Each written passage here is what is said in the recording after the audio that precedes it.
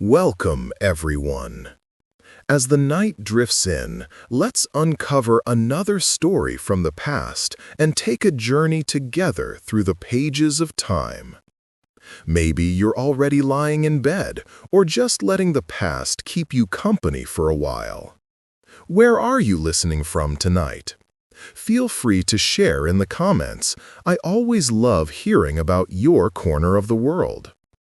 If these quiet story brings you peace and comfort, I'd be truly glad and honored if you like this video and subscribe. So, let's begin the story. The Song of the Unformed.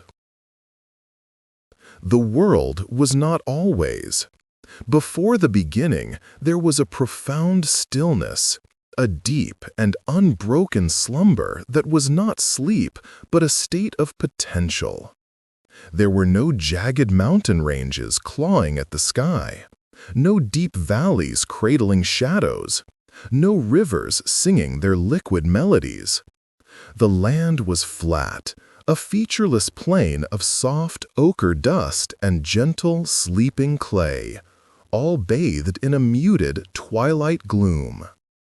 The only light came from the distant, cold gleam of the star ancestors, who watched and waited in silent anticipation. There was no sound, save for the slow, rhythmic hum of the Earth's own dreaming, a vibration so low and deep it was felt rather than heard, a promise waiting to be kept. Within this immense quiet, within the very heart of this potential, she slept. She was not yet the rainbow serpent. She was a concept, a coil of immense possibility buried deep beneath the unformed plains. Her form was vast, woven from the stuff of creation itself. Shimmering scales held the memory of colors not yet seen, and her immense body, curled in a tight spiral, pulsed with the energy of life waiting to be born. Her sleep was the sleep of everything that had not yet happened. She dreamed of mountains. She dreamed of water. She dreamed of green things pushing towards a sun that did not yet exist. Then a change stirred in the humming silence. It began not with a sound, but with a shift in the quality of the stillness. The star ancestors seemed to lean closer, their cold light intensifying just a fraction. The deep earth hum developed a new frequency, a calling. It was time. A tremor ran through the unformed land. A single, minute crack appeared in the smooth clay surface. From the depths, a warmth began to radiate, a golden, life-giving heat that pushed back the twilight gloom. And with that warmth came the first true sound, a slow, powerful, rhythmic beat. It was her heart. Thump, thump, thump. The sound was a physical force, causing the dust on the plains to shiver and dance. With each beat, the coil of her sleeping form began to loosen. A great, cosmic languor filled her being. She was not waking in the way a mortal creature wakes. She was emerging into consciousness, her thoughts becoming the first thoughts of the world. She became aware of the confinement, of the pressing weight of the clay above her. A desire, pure and primal, moved through her. A desire for space, for movement, for expression. She uncurled, just a little. The movement was slow, tectonic, a shifting of continents in its infancy. The single crack on the surface above widened, and a shower of soft, dry soil trickled down into the darkness where she lay. She pushed upwards. It was not a violent thrust, but a relentless, graceful uncoiling. Her massive head, broad and wise, with eyes that were still closed but held the light of 1,000 nascent suns, began to nudge its way towards the surface. The earth yielded to her, not breaking apart in protest, but parting like a curtain, eager to see what she would reveal. Soil and stone pressed against her shimmering scales, and where they touched, they were imbued with a new, permanent vitality. The very dirt was becoming land. Her snout broke the surface. For the first time, she drew breath. It was not air she inhaled, for there was no air in the way we know it. It was the potential itself. She drew in the silence, the stillness, the starlight, and the deep earth hum. And then she exhaled. Her breath was a mist, a shimmering, opalescent cloud that bloomed across the featureless plain. Where it settled, the twilight gloom began to recede, replaced by a soft, pervasive luminescence. It was not yet day, but it was no longer the endless night. It was the first dawn. She opened her eyes. Twin pools of liquid light, the color of molten gold, opened upon the world. Her gaze swept across the flat, empty expanse. There was no judgment in her look, only a deep, contemplative curiosity. This was the canvas. She was the artist. The desire to move, to travel, to shape grew irresistible within her. With emotion that was both powerful and serene, she began to rise fully from the depths. Her immense body, now glowing with an internal radiance, slid from the earth's womb. She was colossal, her length unfathomable, her girth the size of valleys yet to be carved. Her scales were not one color, but held all colors in their depths. The deep indigo of a midnight sky, the fiery orange of a coming sunset, the lush green of forests that existed only in her dreams, the vibrant red of lifeblood. They shimmered and shifted, a living rainbow woven into a serpentine form. She did not slither upon the surface so much as she flowed over it. Her movement was a song, a physical melody written into the land. Where her belly pressed into the soft clay, it carved a groove. Where her weight settled, it pressed down into a hollow. She moved with purpose now, driven by an instinct older than time itself. She journeyed towards the vast, empty center of the plain. As she traveled, her body, still cool from the long sleep beneath the earth, began to resonate with the warmth of her own life force. A deep rumbling sound started in her chest, a sound of immense pressure and power building. She could feel it gathering within her, a need to release, to give, to fill the emptiness. She lifted her head towards the luminous sky. Her jaws parted slightly, and she let out a soft, sighing breath. But this was no ordinary exhalation.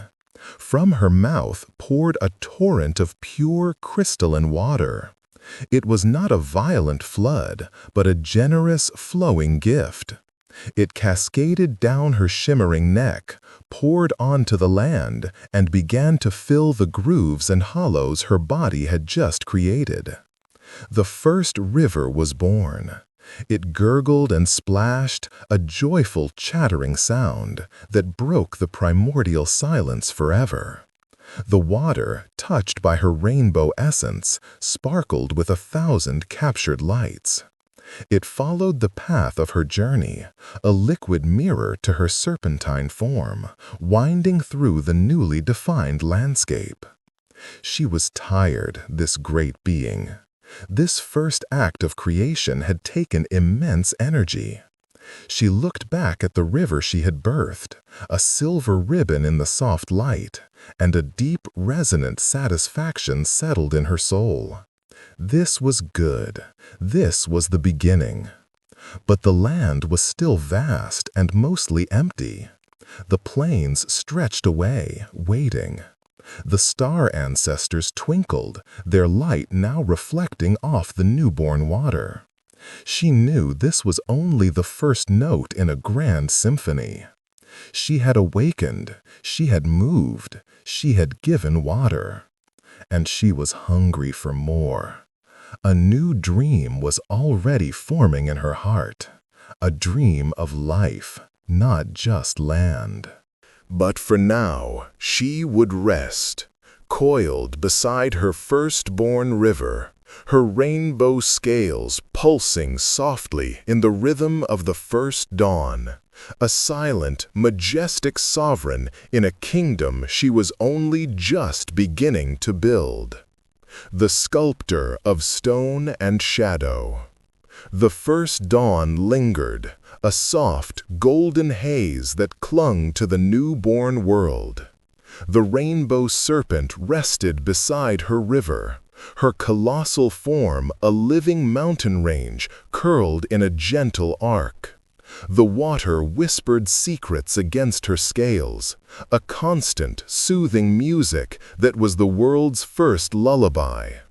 Her golden eyes, half-lidded, watched the play of light on the water's surface. But this rest was not idle. Her mind, a vast and dreaming consciousness, was already reaching out, feeling the textures of the land, sensing its latent possibilities. The flat, empty plains were an invitation. A new impulse stirred within her, a desire for contrast, for height and depth, for a landscape that held drama and wonder. The memory of her own confinement within the earth sparked a vision of towering forms breaking the horizon. She uncoiled, the movement slow and deliberate, a wave of iridescent muscle rippling along her immense length. The river rippled in response, its current quickening with her energy. She turned her gaze from the water to the vast, unbroken expanse to the north. The land there seemed to call for definition. With a purpose that resonated through the very bedrock, she began to journey away from her river. Her movement was different now. Where her initial emergence had been a flowing upward push, this travel was a deliberate, powerful drag. She pressed her weight into the earth, not to carve gentle grooves, but to channel immense shaping forces. Her head, a great wedge-shaped instrument of creation, lowered towards the ground. She did not merely slide over the clay, she engaged with it. She pushed. The earth, still soft and malleable, resisted at first, then yielded, piling up before her in great rolling waves of soil and stone. These waves grew higher and steeper with her relentless forward motion, forming the first ridges and foothills. The sound was a deep, grinding rumble, the planet groaning with the effort of its own becoming. But this was only the beginning. The true mountains called for a different technique. She raised the front third of her body, towering over the nascent hills. Then, with a controlled, earth-shattering force, she brought her head and body down upon the land. The impact was colossal, sending shock waves radiating for leagues. The earth fractured, buckled, and heaved. Giant slabs of stone were thrust violently skyward, their raw, jagged edges clawing at the luminous firmament. These were the first mountain peaks, born from trauma and tremendous power.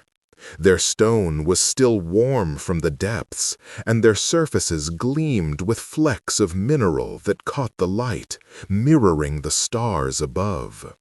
She moved along the line she had created, her body a living avalanche, sculpting the chaos of the impact into more defined forms.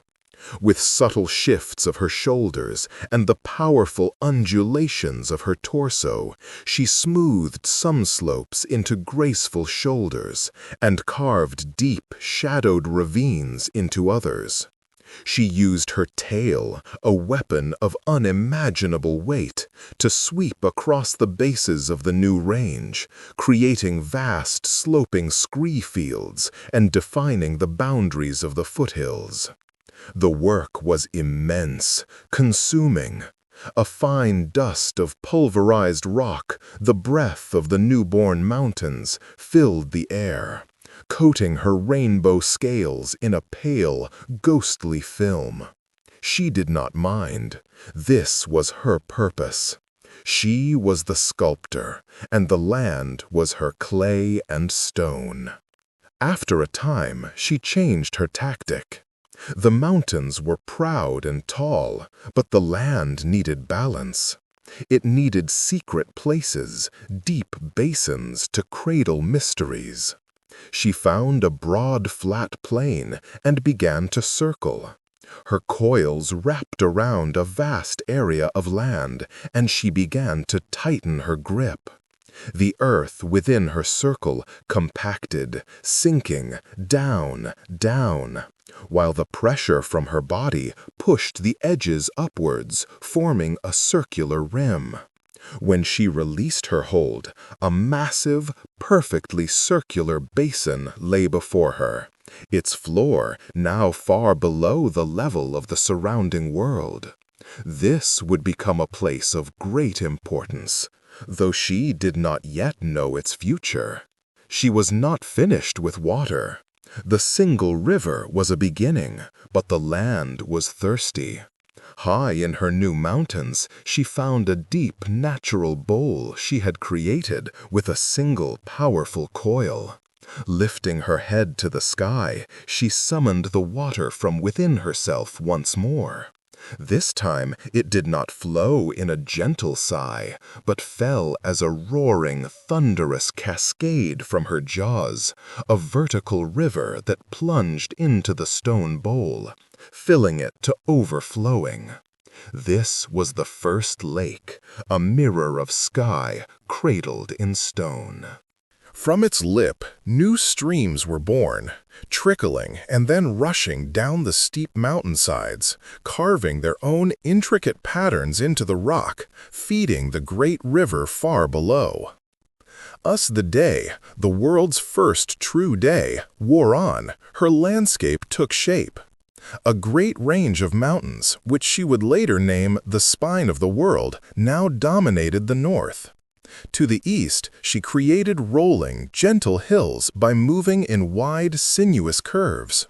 To the west, she grew bored with gentleness and created a land of stark, dramatic mesas and deep canyons by carving the earth with violent, slashing motions of her tail.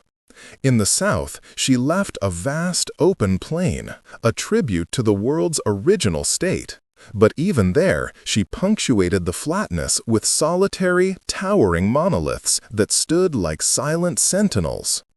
Exhaustion, a profound and deep weariness, began to seep into her bones. The light in the sky was softening, the gold bleeding into hues of orange and violet. The star ancestors were preparing to show themselves again.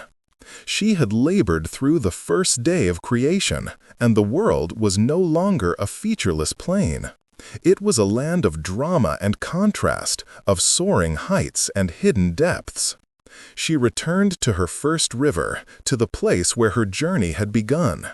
The water here was no longer solitary. It was now part of a vast, interconnected system she had birthed. She slid into its cool, welcoming depths, the dust of her labors washing from her scales to reveal the vibrant rainbow beneath. The water soothed her aching muscles. Thus she settled into the riverbed, her body conforming to the channel she had first carved. She looked out at what she had made. The shadows were long now, painting the new mountains in shades of purple and blue. The canyons were pools of profound darkness. The air, which had been still for so long, now carried a cool breeze that whispered through the high stone passes, the world's first wind singing a song of the new landscapes. A deep, resonant contentment filled her, a feeling far more complex than satisfaction. It was a sense of rightness, of harmony achieved. The land was not just shaped, it was alive with potential. It had a voice, a personality given to it by her touch. The mountains stood with pride, the valleys held their silence with grace, the rivers chattered with endless stories. As the world's first true night descended, and the star ancestors blazed with fierce, cold light in the velvet blackness, the rainbow serpent slept. But this sleep was different from her first. She did not sleep within the earth, but upon it, a part of it. Her dreams were no longer of what could be, but of what was. She dreamed of the sun warming the stone of her mountains. She dreamed of the rain filling her lakes. And somewhere, deep in the core of her being, a new dream, more fragile and more wonderful than any before, began to stir. A dream of voices other than her own, of smaller lives moving through the world she had shaped. The land was ready. Now it needed inhabitants. The breath of the green. The world awoke to its second dawn. This time, the light was different. It was no longer the soft, pervasive luminescence of the first dawn, but a sharp, golden radiance that poured from a single, brilliant source. The Sun Mother, who had now climbed into the sky, her warm gaze falling upon the rainbow serpent's creation for the first time. The light touched the mountain peaks, setting them ablaze with fire, and plunged the deep canyons into stark contrast of light and shadow. It glittered on the rivers and lakes, turning them into ribbons of molten gold and silver. The rainbow serpent felt the sun's warmth penetrate the water, a pleasant, energizing heat that seeped into her scales. She rose from the riverbed, her massive form shedding water in great cascading sheets that fell back with a sound like 1,000 waterfalls. The world was beautiful, but it was a beauty of stone and water, of light and shadow. It was majestic, but it was silent and still in a way that now felt incomplete. The dream of other lives had taken root in her heart, and it would not be ignored. She surveyed her kingdom. The mountains were proud, the plains were vast, but they were naked. The colors were the colors of rock and soil, ochre, umber, gray, and the black of shadow. Her own rainbow brilliance was the only exception. The land needed its own colors. It needed a softness to balance the hard stone, a carpet to cover the bare earth. It needed life. A new understanding bloomed within her. The water was the blood of the world, and the sun was its fire.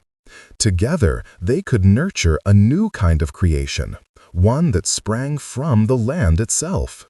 She would not shape this life with her body, but with her breath and her spirit. She journeyed to the great circular basin she had created the day before. It was a colossal, sunken amphitheater, its floor a flat, rich deposit of the finest soil. She coiled her immense body around the entire rim, her head overlooking the vast, empty expanse within. This would be her garden. This would be the birthplace of the green. She closed her eyes, turning her attention inward. She focused on the memory of the sun's warmth, the feeling of the nourishing water, the fertile potential of the dark soil. She gathered not a physical substance, but an essence, the very idea of growth, of pushing upwards, of reaching for the light.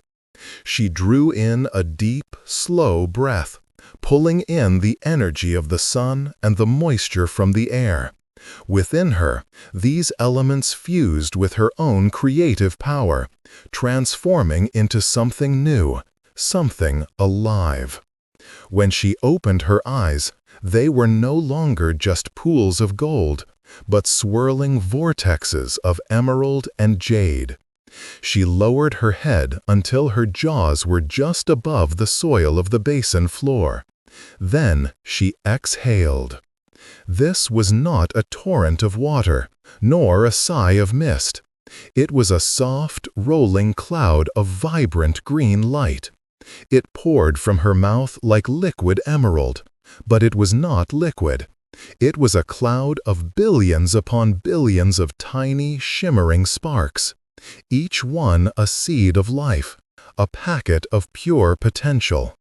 The green cloud settled over the entire basin, sinking into the dark soil, disappearing from sight. For a long moment, nothing happened. The world held its breath. Then a tremor ran through the soil. A single, brave green tip pushed its way through the dark earth.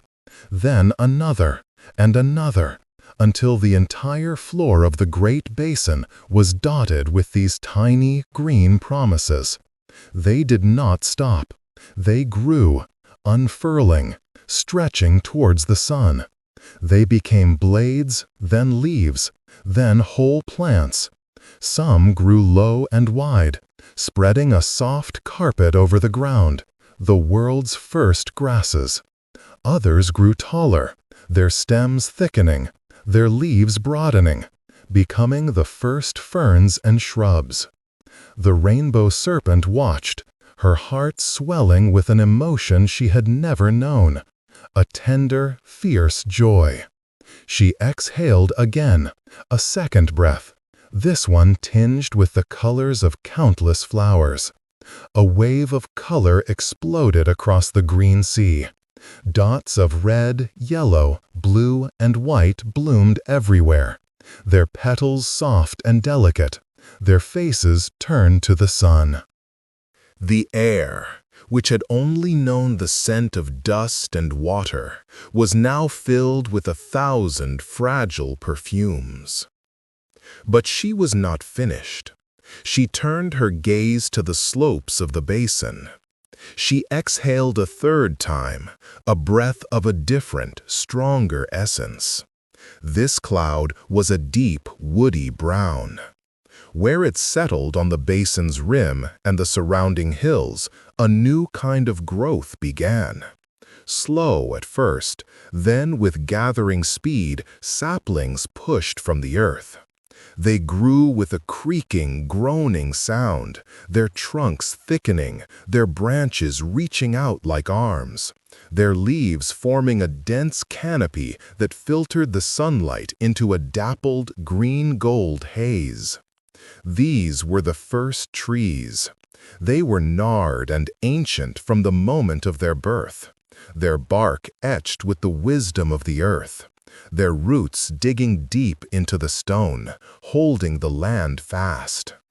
The Great Basin was now a forested oasis, a teeming, vibrant heart of green in the mineral-colored world.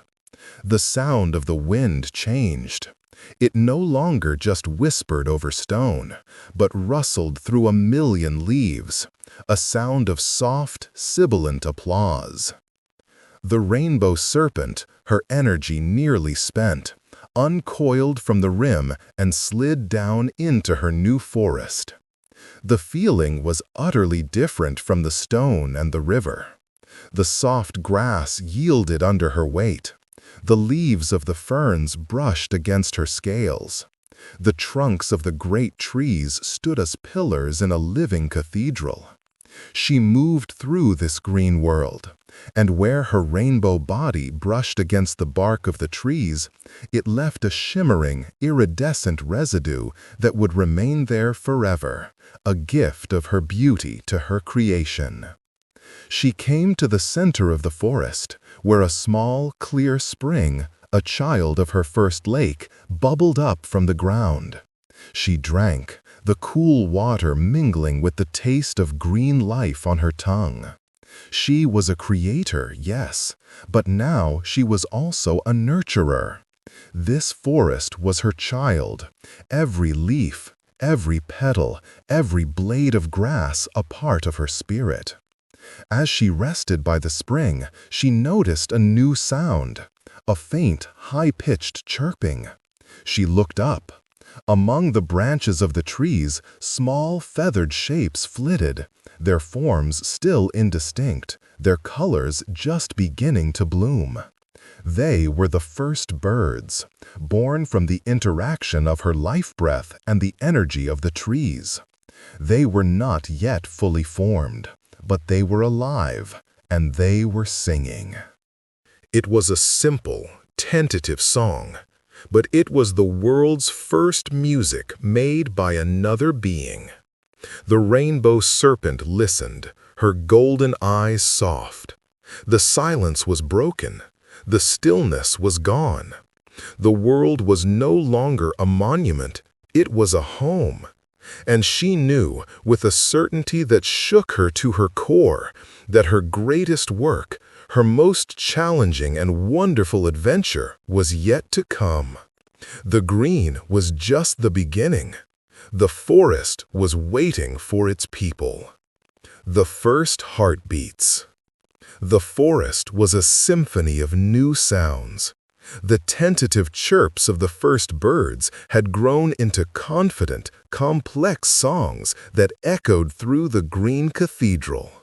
The rustle of leaves was a constant, whispering chorus, and the buzz of the first insects, jeweled dragonflies and velvet-winged moths, added a percussive hum to the air. The rainbow serpent moved through this world of her own making, her immense form a river of color flowing between the ancient trees. The joy she had felt at the birth of the green was now a deep, abiding love. But the dream of other, more complex lives persisted, a quiet, rhythmic pull in her spirit that matched the beating of her own great heart. She came to a place where the forest opened up into a sun-drenched clearing. A waterfall, born from the mountain lake, cascaded into a crystal-clear pool before meandering away a slow, thoughtful stream. The air here was heavy with the scent of wet stone and blooming water lilies. It was a place of perfect peace, of elemental harmony.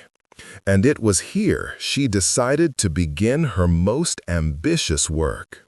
She would not create these new lives from breath or from the soil alone. She would pour a part of her own essence into them. She would give them not just life, but spirit. Lowering her great head to the water's edge, she gazed at her reflection. The rainbow scales, the wise golden eyes, the powerful lines of her face. It was a form of immense power, but it was solitary. The new beings should be different. They should be many. They should be small, so they could live within the world, not upon it like a sovereign.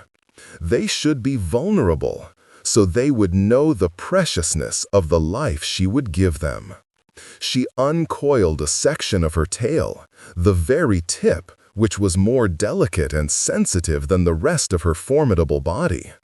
With a concentration that made the very air still, she focused her will into this single point. A soft, warm light began to emanate from it, a light the color of a warm sunrise. She then pressed the glowing tip into the rich, dark mud at the pool's edge. The moment she made contact, a jolt of energy, a spark of pure consciousness flowed from her into the earth.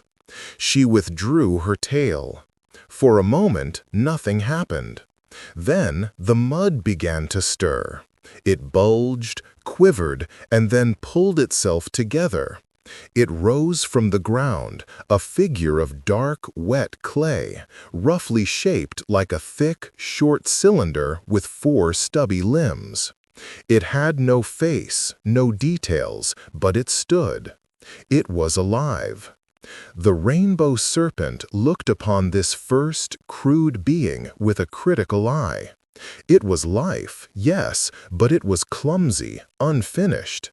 It held no beauty, no grace. It simply stood, swaying slightly, a lump of animated earth. This was not enough. They needed to be more. She tried again. This time she did not use the mud. She dipped her tail into the clear water of the pool, letting the liquid grow luminous with her power. With a flick, she sent a shower of these glowing droplets across the clearing. Where each droplet landed on the soil, a new being sprang up. These were taller, slender, formed from a mix of earth and water. They had more definition, a suggestion of a head, longer limbs. But they were still simple, elemental. They moved with a slow, drifting gait, their forms shimmering with a wet, muddy light. They were improvements, but they lacked substance. They were like shadows given form. A low rumble of frustration built in her chest. The birds watched from the branches, their songs hushed. The forest itself seemed to be waiting. She understood the problem now. She was trying to create from a single element, earth or water.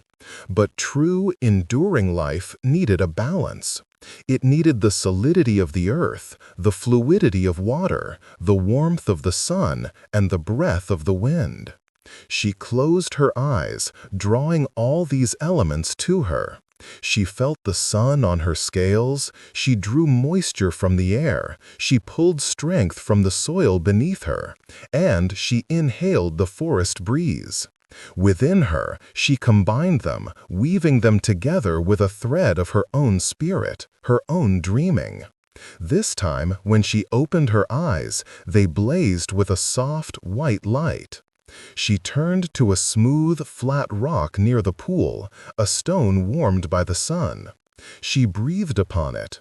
Her breath was no longer green with growth, nor clear like water.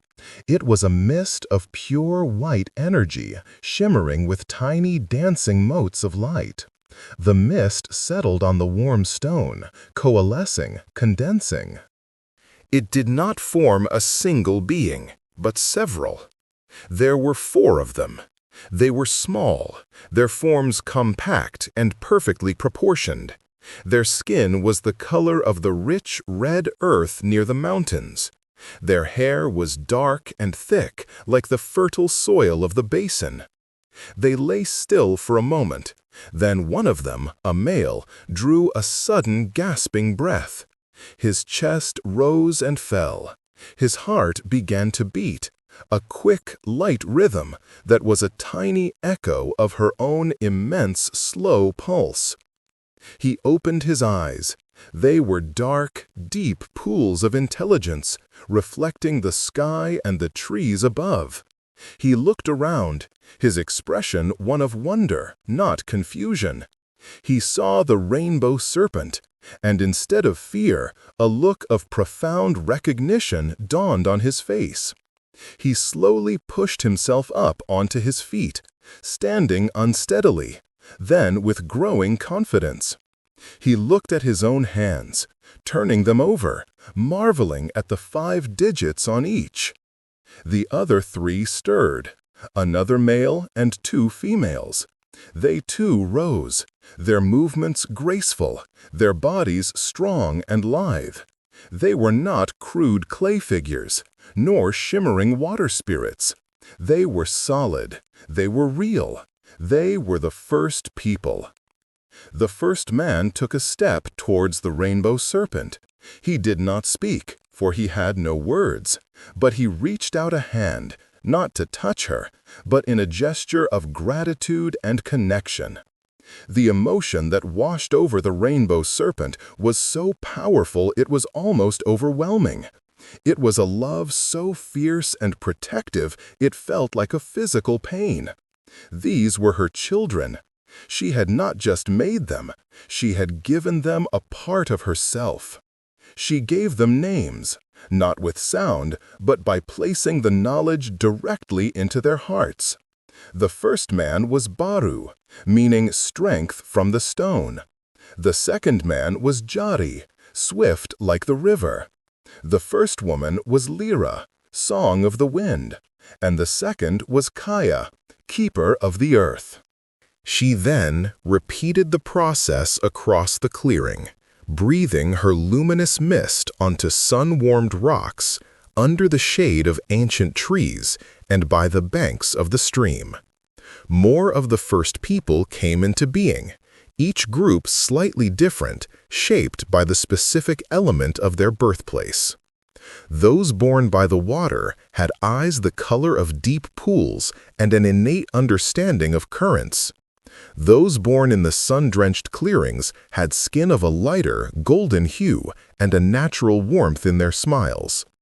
Those born in the deep forest had hair the color of shadows and moved with a silent, fluid grace. Soon, the clearing was filled with them, dozens of the first people, standing, looking, feeling, learning. They touched the bark of the trees, cupped water from the stream to drink, and smelled the flowers. They began to make sounds to one another, not words yet, but exclamations of discovery, calls of reassurance, laughter of pure, unadulterated joy. The rainbow serpent watched them, her great heart swelling until she thought it might burst. This was the culmination of all her work. The shaping of the land, the gift of water, the breath of the green. It had all been for this moment, for these small, beautiful, intelligent beings who now looked to her with trusting eyes. They were the soul of the world, and she was their mother. As the sun began to set, painting the sky in farewell colors, a new thought, cold and sharp, pierced her contentment. These children were vulnerable. They needed knowledge. They needed to understand the world, its dangers and its gifts. They needed law. Her work was not over. It had only just begun. The age of instruction was at hand. The songlines of the world. The first people did not sleep that night. They gathered around small fires they had learned to kindle by watching the sun's heat ignite dry leaves, a skill born of an innate wisdom the rainbow serpent had woven into them. The flames pushed back the darkness of the forest, creating a circle of flickering light and dancing shadows. They were not afraid of the night, but watched it with a respectful curiosity, their dark eyes reflecting the starlight. The rainbow serpent rested at the edge of their camp, a great, shimmering wall of protection and comfort, her presence a constant, low hum in their minds. As the new dawn broke, she knew it was time. They had the spark of life, but they needed the structure to sustain it. They needed to know the stories of the land, the laws that governed it, and their place within its great interwoven tapestry. She would not teach them with words, for their languages were still seeds waiting to sprout. She would teach them with song. She led them from the clearing, not to a single place, but on a journey. Her massive body moved ahead, and the first people followed, a silent, attentive procession. They walked for a long time, until they came to the foot of the great mountain range, the spine of the world. Here she stopped. She turned to face them, her golden eyes holding them all in her gaze. Then she lifted her head and began to sing. It was not a song with words, but a deep, resonant vibration that rose from the core of her being. It was a sound that contained the memory of the unformed, the power of her emergence, the grinding rumble of mountain building, and the gentle sigh of the first river. The sound washed over the people, and as it did, they understood. They saw in their minds the world before time, felt the immense patience of the star ancestors, and witnessed the birth of the land itself. As she sang this Song of the Stone, she began to move along the base of the mountains. Her body brushed against the rock, and where she touched, a faint shimmering line, like a vein of captured light, was left upon the stone. This was the first song line. The people followed, not just walking, but absorbing the song into their very bones. They learned that the mountains were not just piles of rock, but sacred beings, the ancient bones of the earth, full of strength and endurance. They learned the stories of each peak, each valley, which one was born from a mighty thrust of her head, which canyon was carved by a single powerful lash of her tail. The song changed. The deep, resonant vibration of stone softened, becoming a melodic, flowing rhythm. This was the song of the water. She led them to the headwaters of the great river, and then began to follow its course downstream. Her song now held the chatter of streams, the deep silence of lakes, the roaring power of waterfalls. As she sang, she swam in the river, her rainbow scales leaving a luminous, humming energy in the water. The people walked along the bank, and they learned the law of the water, that it is the lifeblood of the world, to be respected and shared by all. They learned where to find the sweetest water, how to predict the seasons by the river's mood, and that every waterhole was a sacred place, a gift from her. Next came the Song of the Green. She led them into the heart of the forest she had breathed into life. Her song became a complex, rustling symphony, filled with the sounds of growing things. It spoke of the patience of seeds, the reach of roots, the generosity of trees that offered shade, fruit, and wood.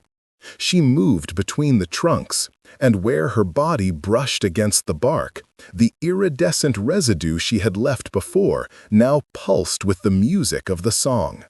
The people learned which plants were for eating, which were for healing, and which were to be admired but not touched.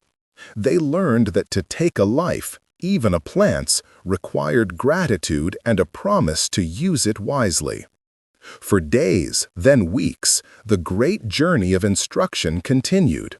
She taught them the Song of the Fire, a crackling, energetic melody about the power that could warm, cook, and protect, but also destroy if not treated with respect. She taught them the Song of the Wind, a whispering, elusive tune that carried news, scents, and the changing weather, teaching them to listen to its messages. She wove these individual songs together into one great, epic song of the world. It was a vast musical map of the entire land, encoding every hill, every waterhole, every significant rock and tree.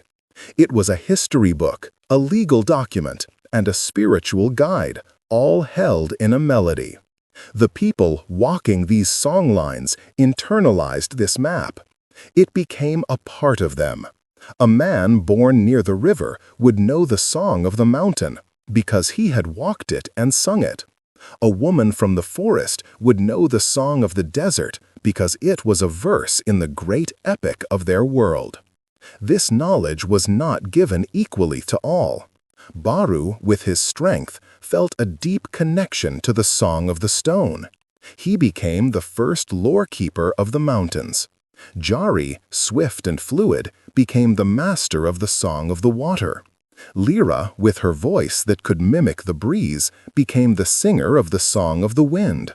And Kaya, steady and nurturing, became the keeper of the Song of the Green.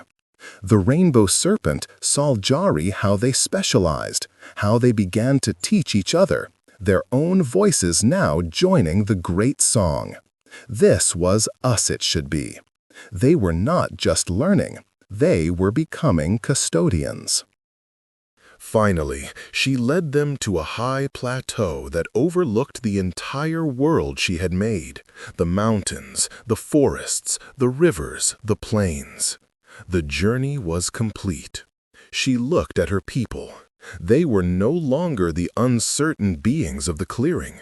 They stood tall and confident, their eyes filled with the wisdom of the songs.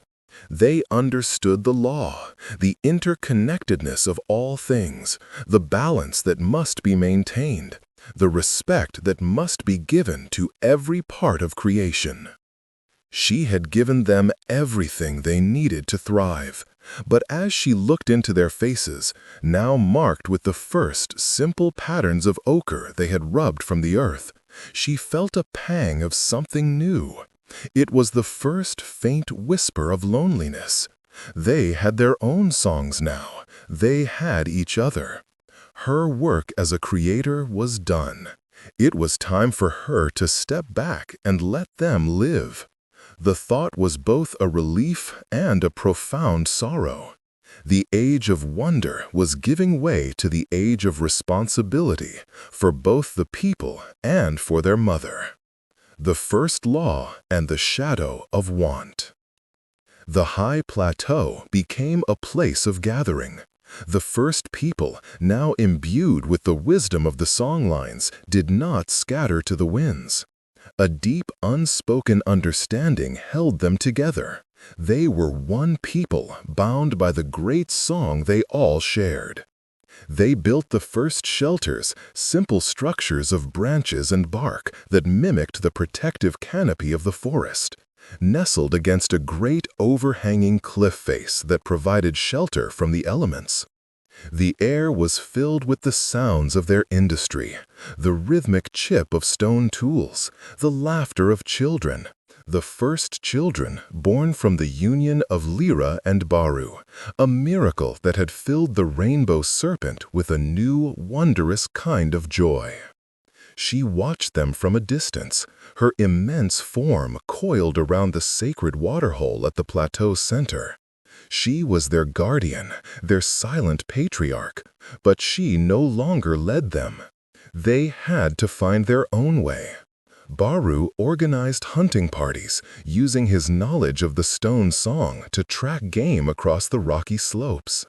Kaya led the women in gathering, her hands knowing exactly which roots to dig and which berries to pick, her voice humming the song of the green as she worked. Jari built fish traps in the river below, his movements a fluid dance with the current.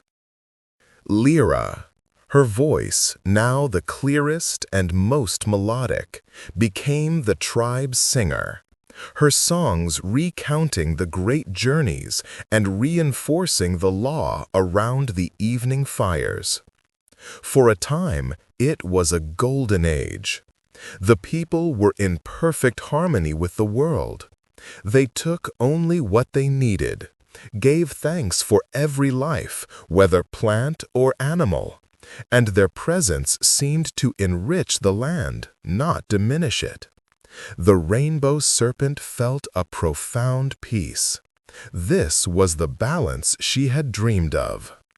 But balance is a delicate state, easily disturbed. It was Jari who brought the first shadow. He was returning from the river, his catch of fish slung over his shoulder, when he came across a grove of plum trees, heavy with fruit so ripe and purple they seemed to drip with sweetness. It was more than his clan could eat in a week. The law was clear. Take only what you need for now. The tree would keep its fruit. Some would fall to seed new trees, and the birds and other creatures would share in the bounty.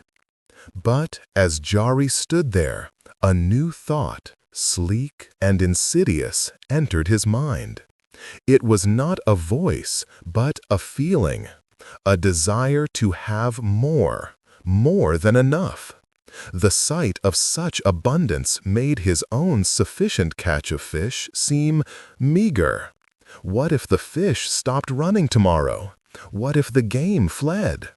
Having this extra food, this surplus, would mean security. It would mean his family would never know hunger. He looked around. No one was watching. The forest was quiet. He took not one basket, but two. He filled them until the branches groaned, stripping whole sections of the tree bare.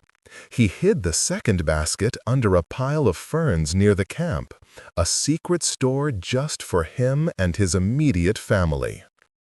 That night, as the tribe shared the single basket of plums along with the fish and gathered roots, a subtle shift occurred. The sharing was still there, but it was measured. Jari's wife and children ate well from the hidden stash, their bellies fuller than the others. They did not speak of it, but a secret now lived among them, a tiny, hard seed of separation. The rainbow serpent, sensing the discord in the harmony of her world, felt a chill that had nothing to do with the night air. She watched, alayhi salam.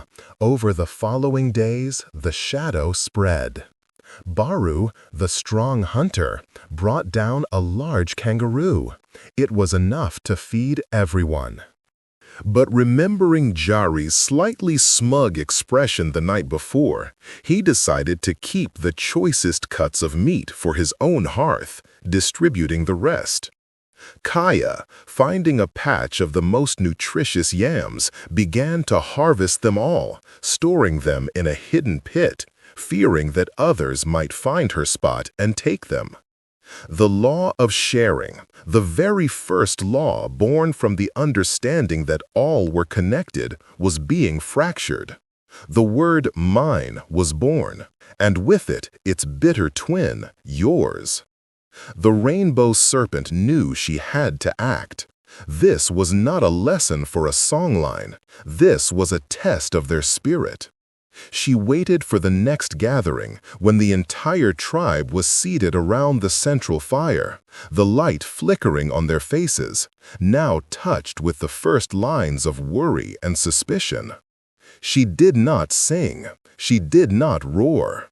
She simply spoke, her voice a low, resonant vibration that they felt in their chests rather than heard with their ears. The land provides. Her voice thrummed through them. It provides for the ant and for the eagle. It provides for the grass and for the great tree. It does not provide for one alone. The water you drink is the same water that quenches the thirst of the plains. The air you breathe is the same air that fills the lungs of the mountain lion. She turned her great head towards Jari. The tree that gave its fruit gave it to the people, not to one man. In taking more than your share, you have stolen from the bird who would have eaten that fruit. You have stolen from the soil that would have been fed by its decay. You have stolen from your brother who walks with an emptier belly because your own is too full. Jari hung his head, the weight of her gaze and her words crushing him with shame. She then looked at Baru. The strength of the hunter is a gift to be used for the strength of the people. When you keep the strength for yourself, you weaken the whole tribe. A single finger cannot lift a stone, but 5 fingers working together can move a mountain. Finally, her gaze swept over all of them. This is the first law, the law that comes before all others. What you take for yourself, you take from another. What you give to another, you give to yourself. This is the balance. Break it, and you break the world. A deep silence fell, broken only by the crackle of the fire. The truth of her words settled upon them, heavy and undeniable. They saw, sallallahu alaihi wasallam, the pettiness of their actions, the fear that had driven them, and the invisible walls they had begun to build between themselves. Jari stood up, his face a mask of remorse. Without a word, he went to his shelter and returned with what was left of his hidden plums.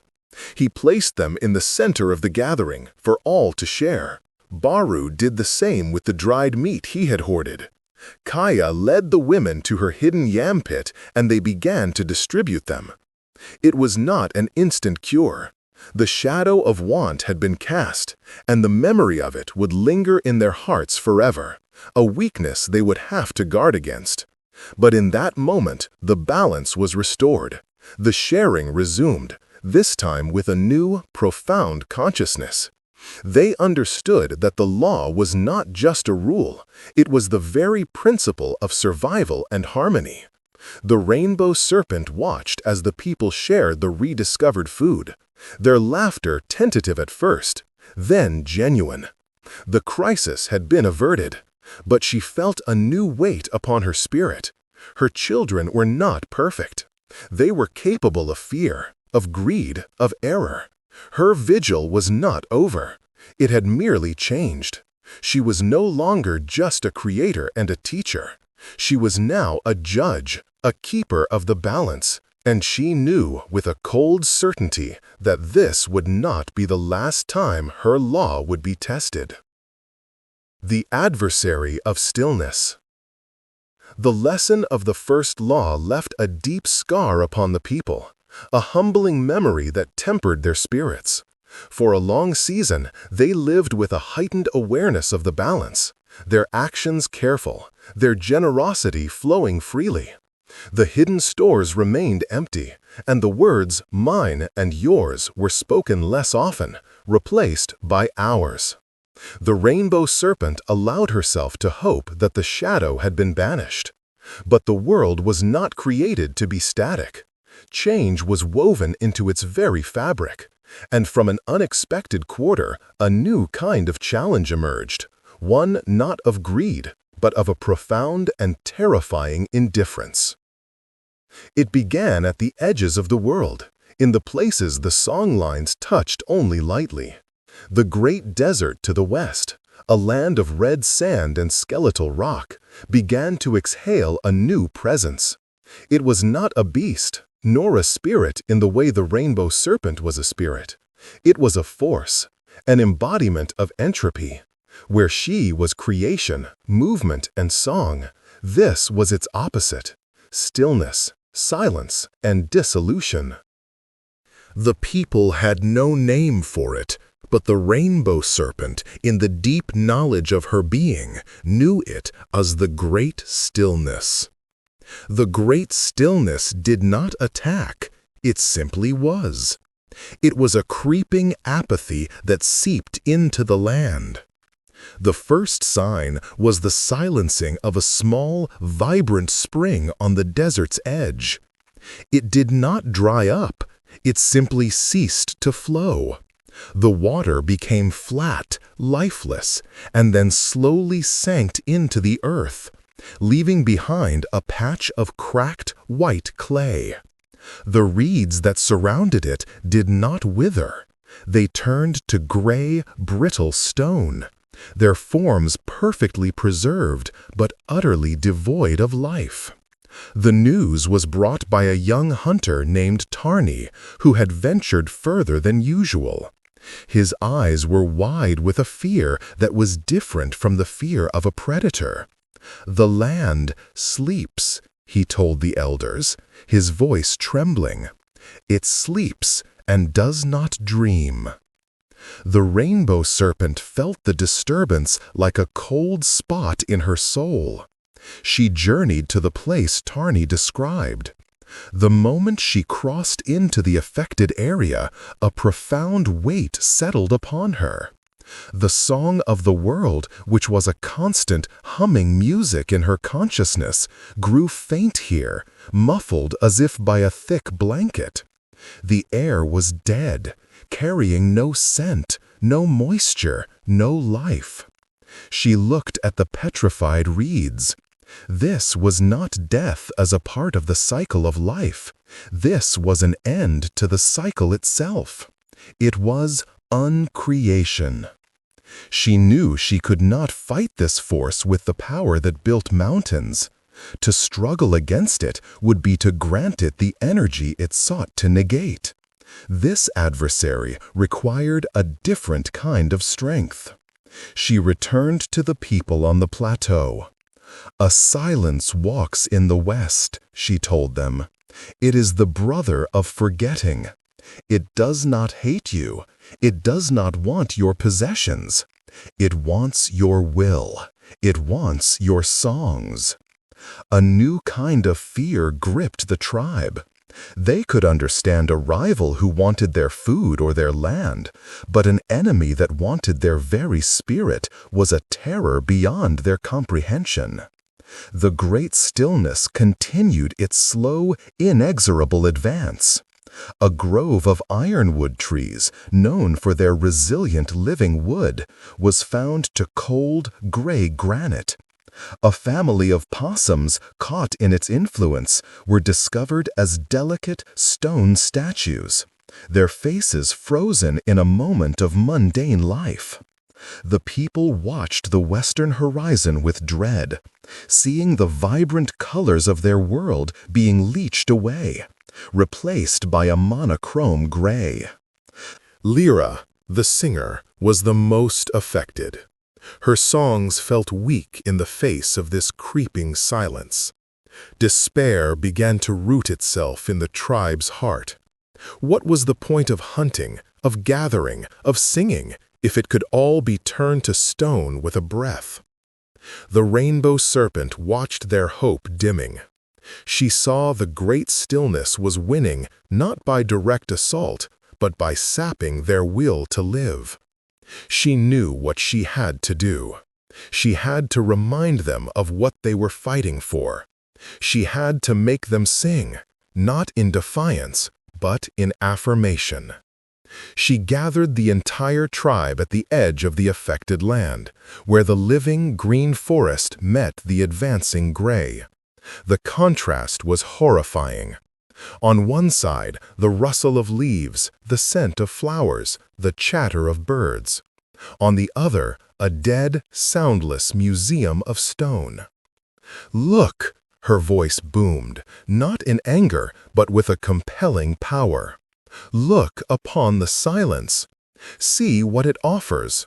An end to struggle, an end to want, an end to joy and sorrow both. Is this what you desire?" A resounding "No!" rose from the people, a spark of their old fire rekindled. "Then you must answer it," she said, "not with weapons, for you cannot kill that which was never alive. You must answer it with your song, your memory, your life." She turned to Lyra. "Sing, daughter of the wind, sing the song of the world, not to the stillness, but for us, for the life that is ours." Lyra, her heart pounding, stepped forward. She closed her eyes, pushing back her fear. She thought of her children, of Baru's strength, of the taste of fresh water, of the warmth of the sun. She opened her mouth, and her voice, pure and strong, rang out across the divide. She began with the song of the stone, the deep, foundational melody of the world. At first, the sound seemed small and futile against the immense, waiting silence. But then Baru joined in, his voice a low, steady drumbeat. Then Kaya, her voice a soft, rustling harmony. Then Jari, his melody flowing like water. One by one, every man, woman, and child added their voice. They were not professional singers. Their voices cracked, they forgot words. But the collective sound they created was immense. It was the sound of memory, of love, of connection. They sang of the first sunrise. They sang of the first river. They sang of the first child's laugh. They sang of the hunt and the harvest, of grief and of celebration. They poured the entire story of their people into that wall of sound. The rainbow serpent added her own voice to the chorus, a deep, resonant hum that wove through their song, strengthening it, amplifying it, turning it into a tangible force. The great stillness seemed to hesitate. The advancing gray line wavered. The song was life, and life was the one thing the stillness could not tolerate. It was not being attacked, it was being ignored. Its power was negation, and here was a people so fiercely affirming their existence that its influence had no purchase. A miracle happened. At the very border where the song was loudest, a single, petrified reed shivered. The gray stone shell around it cracked and fell away, revealing a tiny green shoot underneath. It was a small, almost insignificant thing, but it was a victory. The stillness began to recede, not with a bang, but with a slow, reluctant sigh, pulling back into the deep desert from whence it came. The people sang until their voices were hoarse, sang until the sun set and the stars emerged, sang until they were certain the shadow had passed. When they finally fell silent, exhausted and weeping with joy, the world felt alive again, its colors more vibrant, its sounds more precious than ever. The rainbow serpent looked at her people, their faces streaked with tears and lit by the rising moon. They had faced not a beast, but the void itself. And they had won with the only weapons that could matter, their hearts and their voices. They were no longer just children, they were warriors of life. And she felt a love for them so fierce it was like a physical fire in her soul. The whispering woods and the wandering child. The victory over the great stillness forged the people anew. Their bond was no longer just one of shared need, but of shared triumph. The story of the singing down the silence became the newest and most sacred verse in their songlines, a tale told to wide-eyed children who could scarcely imagine a world without color or sound. For a generation, the people flourished, their numbers growing, their understanding of the land deepening. New camps sprang up along the songlines, each a testament to their expanding yet always connected world. The rainbow serpent, her vigil constant, felt a measure of peace. Her children had proven their resilience. She spent less time coiled on the plateau and more time journeying through the deep, forgotten places of the world, ensuring the balance held in every leaf and stone. It was on one such journey, through a dense, misty forest in the southern reaches, a place the people called the Whispering Woods for the way the wind sighed through its peculiar, spiral-shaped leaves, that she felt a different kind of disturbance. This was not the aggressive silence of the stillness, nor the discordant note of broken law. It was a small, lonely frequency, a pulse of fear and confusion that vibrated weakly against her consciousness. She followed it, her great body moving without a sound through the thick undergrowth. In a small, damp clearing, she found the source. A child, a boy of no more than 5 summers, was huddled against the trunk of a giant fig tree. He was shivering, his small arms wrapped around his knees, his face buried. He was alone. The rainbow serpent lowered her head, the immense, scaled wedge of it coming to rest on the mossy ground a short distance from him. Her presence was not threatening, but it was immense. The boy, sensing the change in the air, looked up. His eyes, dark pools of tears, widened, but he did not scream. There was a recognition in his gaze, the ancient memory of her essence that lived in all her people. He was not afraid of her. He was afraid of being lost. "Little one," her voice murmured in his mind, a sound like wind over warm stone. "You are far from the songlines. How did you come to be here?"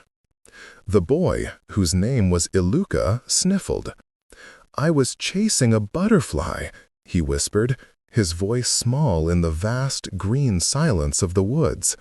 "It was blue, like the sky in the deep water. It flew, and I followed.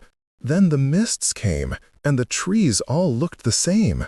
I cannot find the song."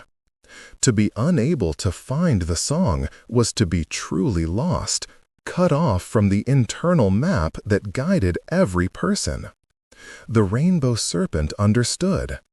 The whispering woods were ancient, older than her first forests. Their song was subtle, a complex, layered melody that could easily confuse a young, untrained mind.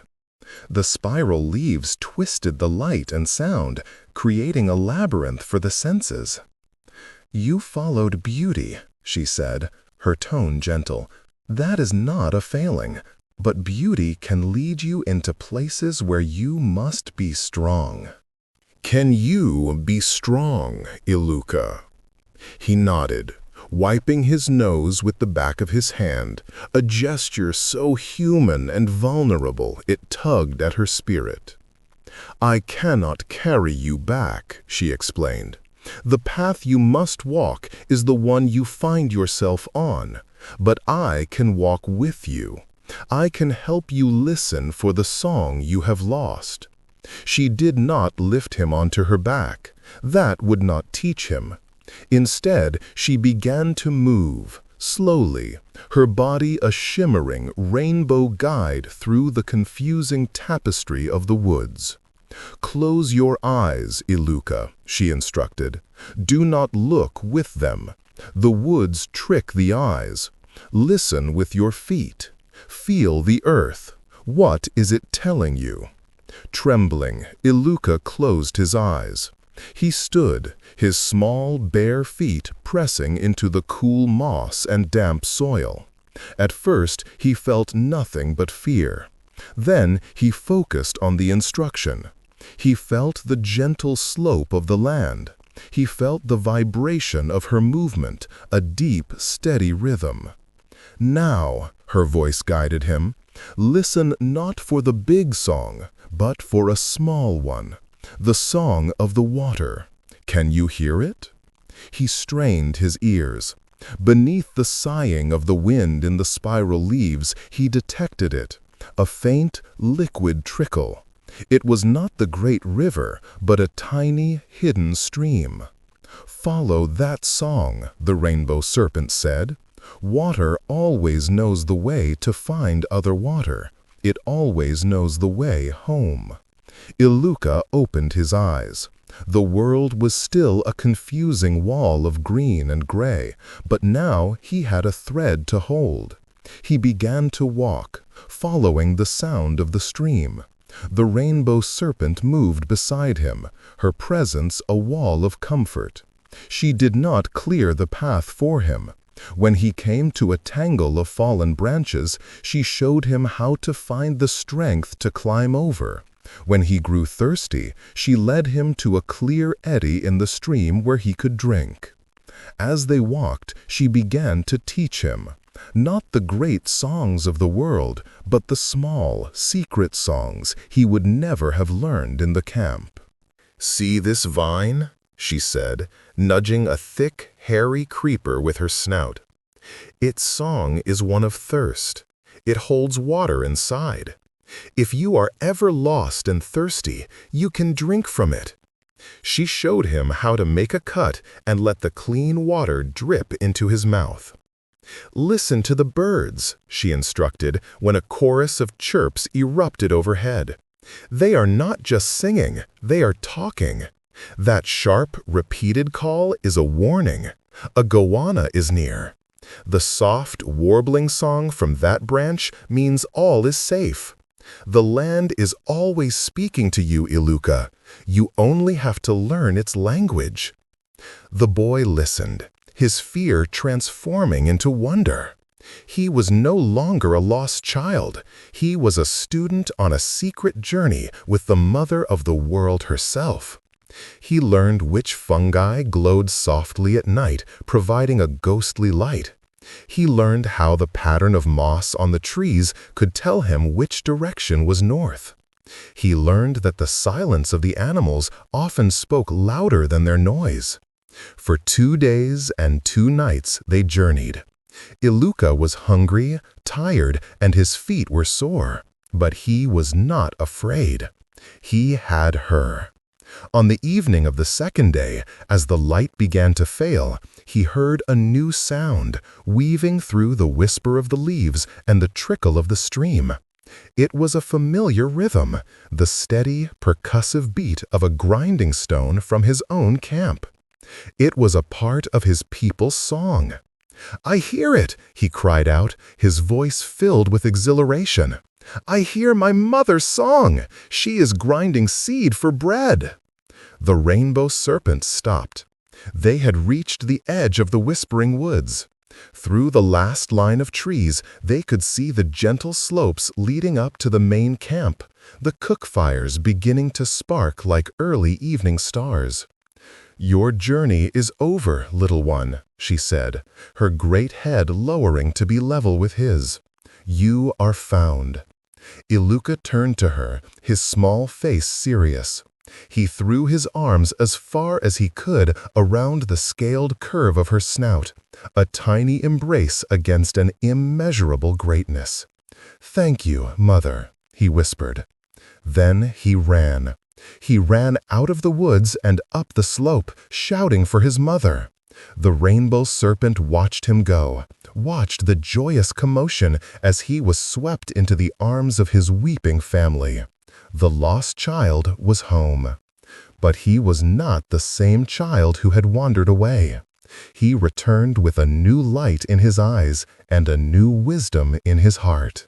He would grow to become Iluka, the walker between, the man who understood the secret songs of the forest, who could never be truly lost because he carried the map of the world not just in his memory, but in his bones. The rainbow serpent slid back into the depths of the whispering woods, a profound satisfaction warming her spirit. She had not just saved a child, she had planted a seed. The knowledge of the world was safe. It would be passed down not just through the great songlines, but through the small, quiet lessons learned when one is lost and found again in the company of a patient and loving mother. The broken spear and the wounded earth. The years turned like the pages of a great living story. Iluka, the once lost child, was now a man, his hair touched with gray at the temples, his eyes holding the deep, knowing calm of the whispering woods. He was the tribe's foremost scout and healer, his knowledge of the small, secret songs having saved many from hunger and thirst. The people continued to thrive, their society a complex and beautiful tapestry woven from the threads of the great songlines. But growth brought its own challenges. The tribe had grown large, and the hunting grounds near the main plateau, once abundant, were now showing signs of strain. The game was warier, the herds thinner. A tension began to simmer among the people, a low-grade anxiety about the future. A new leader had risen among the hunters, a man named Dharana. He was Jari's grandson, and he had inherited his grandfather's fluid grace, but coupled with a burning, ambitious fire that Jari had never possessed. Dharana was loud, charismatic, and believed in the power of the people to dominate the land, not just live within it. He saw the dwindling game not as a sign to be more mindful, but as a challenge to be met with greater force. "The land is vast," Dharana would proclaim to the council around the fire, his voice ringing with conviction. "We cling to this one plateau like possums to a single tree. We follow the old songs too closely. We must go further, take more. We must show the land that we are its masters." Iluka and the older lore-keepers, including the now ancient Baru, would shake their heads. "The law is clear, Dharana." Baru's voice was a dry rustle, but it still carried authority. "We are part of the balance, not its masters. To take more than we need is to break the spear against the stone." But Dharana's words found fertile ground in the hearts of the younger hunters, who were eager for glory and restless with the cautious ways of their elders. A schism was forming, a crack in the unity of the people. The crisis point came during the great seasonal kangaroo hunt. Dharana, leading a party of his young followers, decided to ignore the traditional hunting grounds prescribed by the Song of the Green.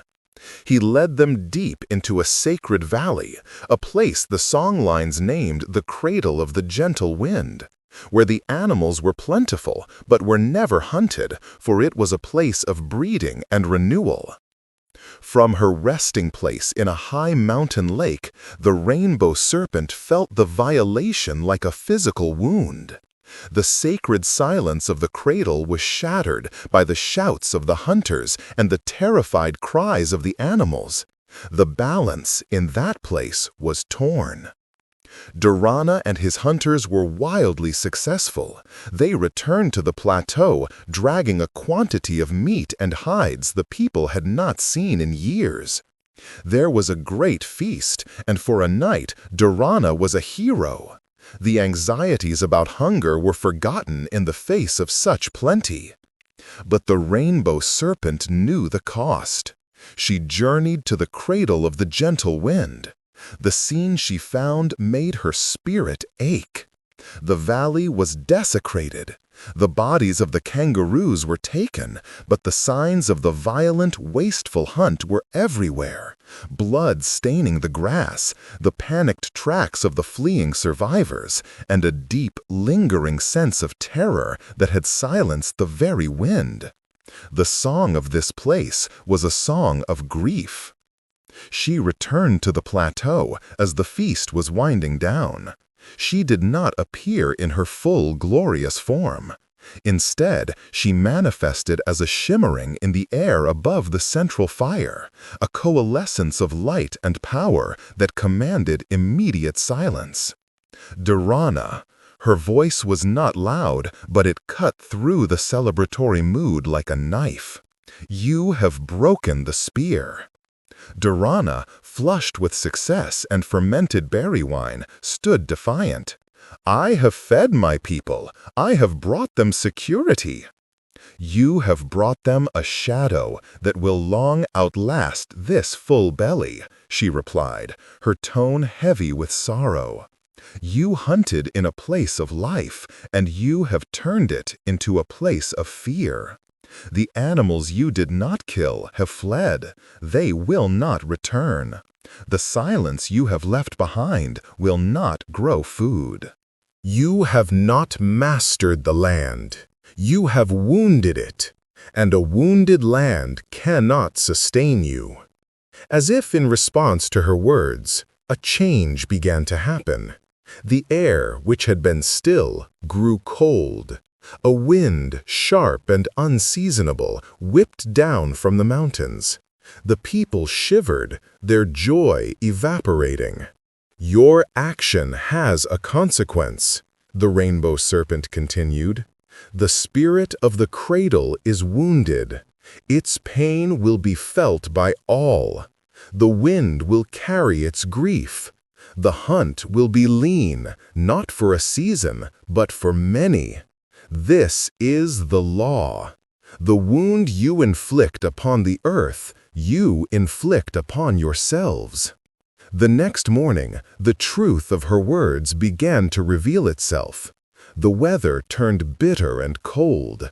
and early frost killing the tender plants Kaya's gatherers had been tending.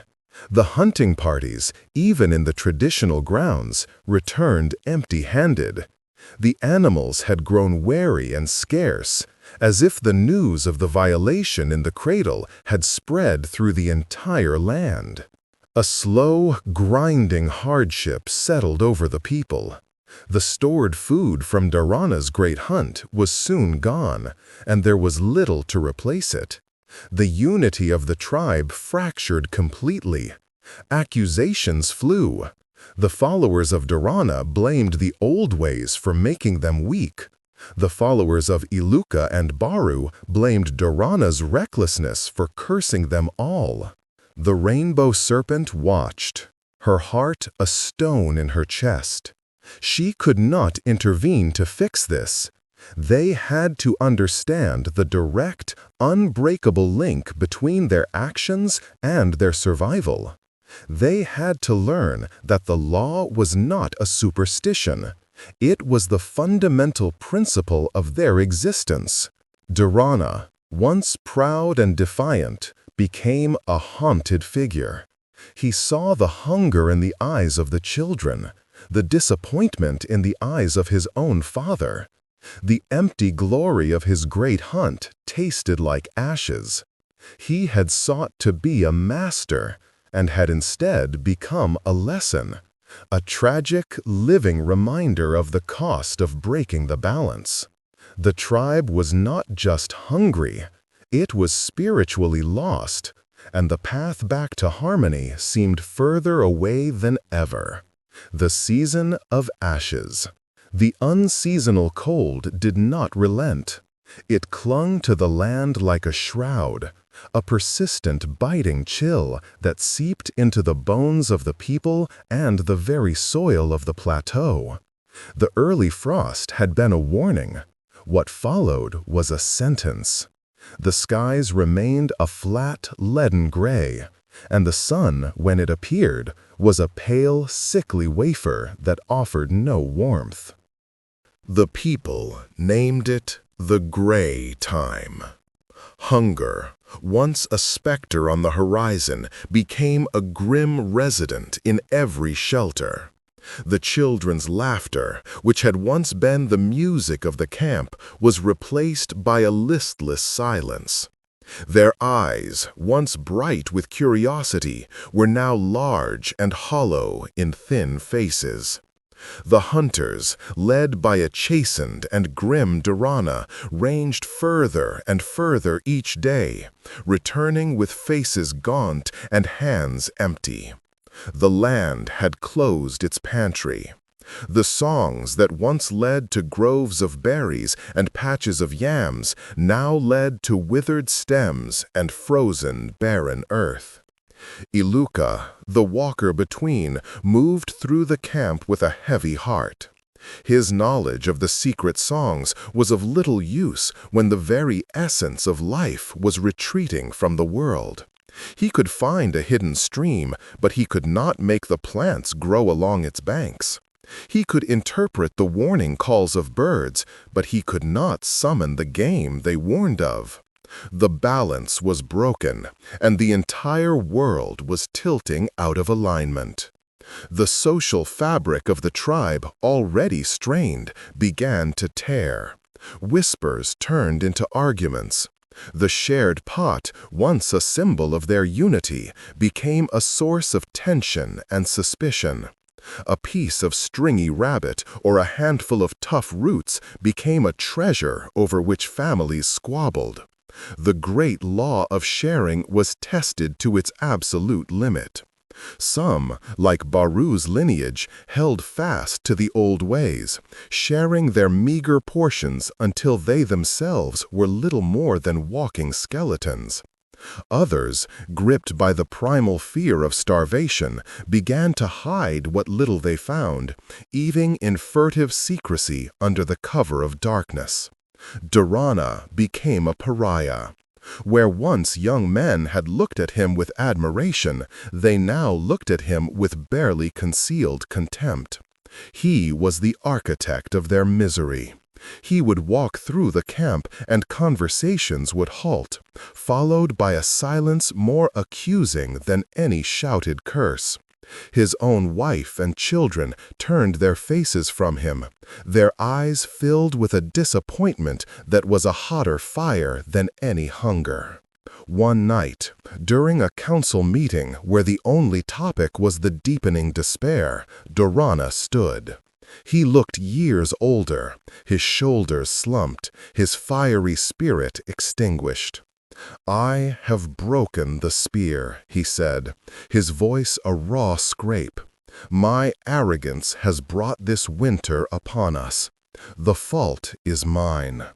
He looked at the cold, silent faces around the fire. "I will go." A murmur rippled through the elders.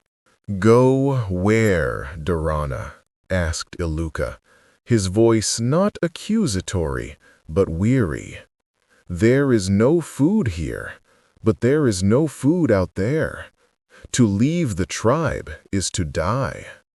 "Perhaps that is the balance," Dorana replied, his gaze fixed on the feeble flames. "My life for the life of the tribe. Maybe if I am gone, the curse will lift." "The balance does not work on simple trade, Dorana," rumbled a voice that was not a voice. The rainbow serpent was there, not in full form, but as a presence that filled the council circle, a pressure in the air, and a shimmer in the periphery of their vision.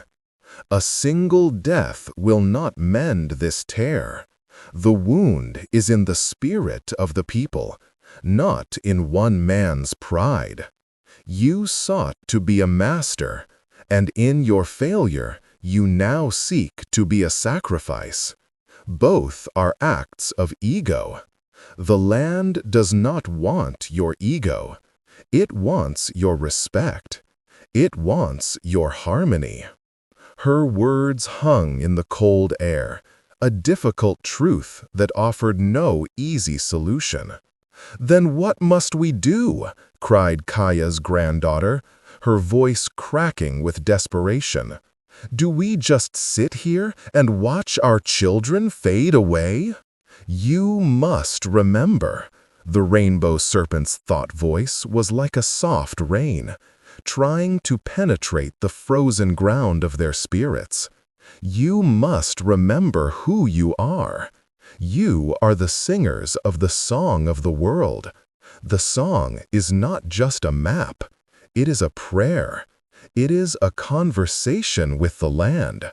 You have stopped listening, and you have stopped singing. You only whisper your fears to each other." She turned her attention, a palpable force, towards Iluka. "Walker between. You know the songs that are not sung aloud. You know the places between the great songlines. Is there no memory, no story of a time like this?"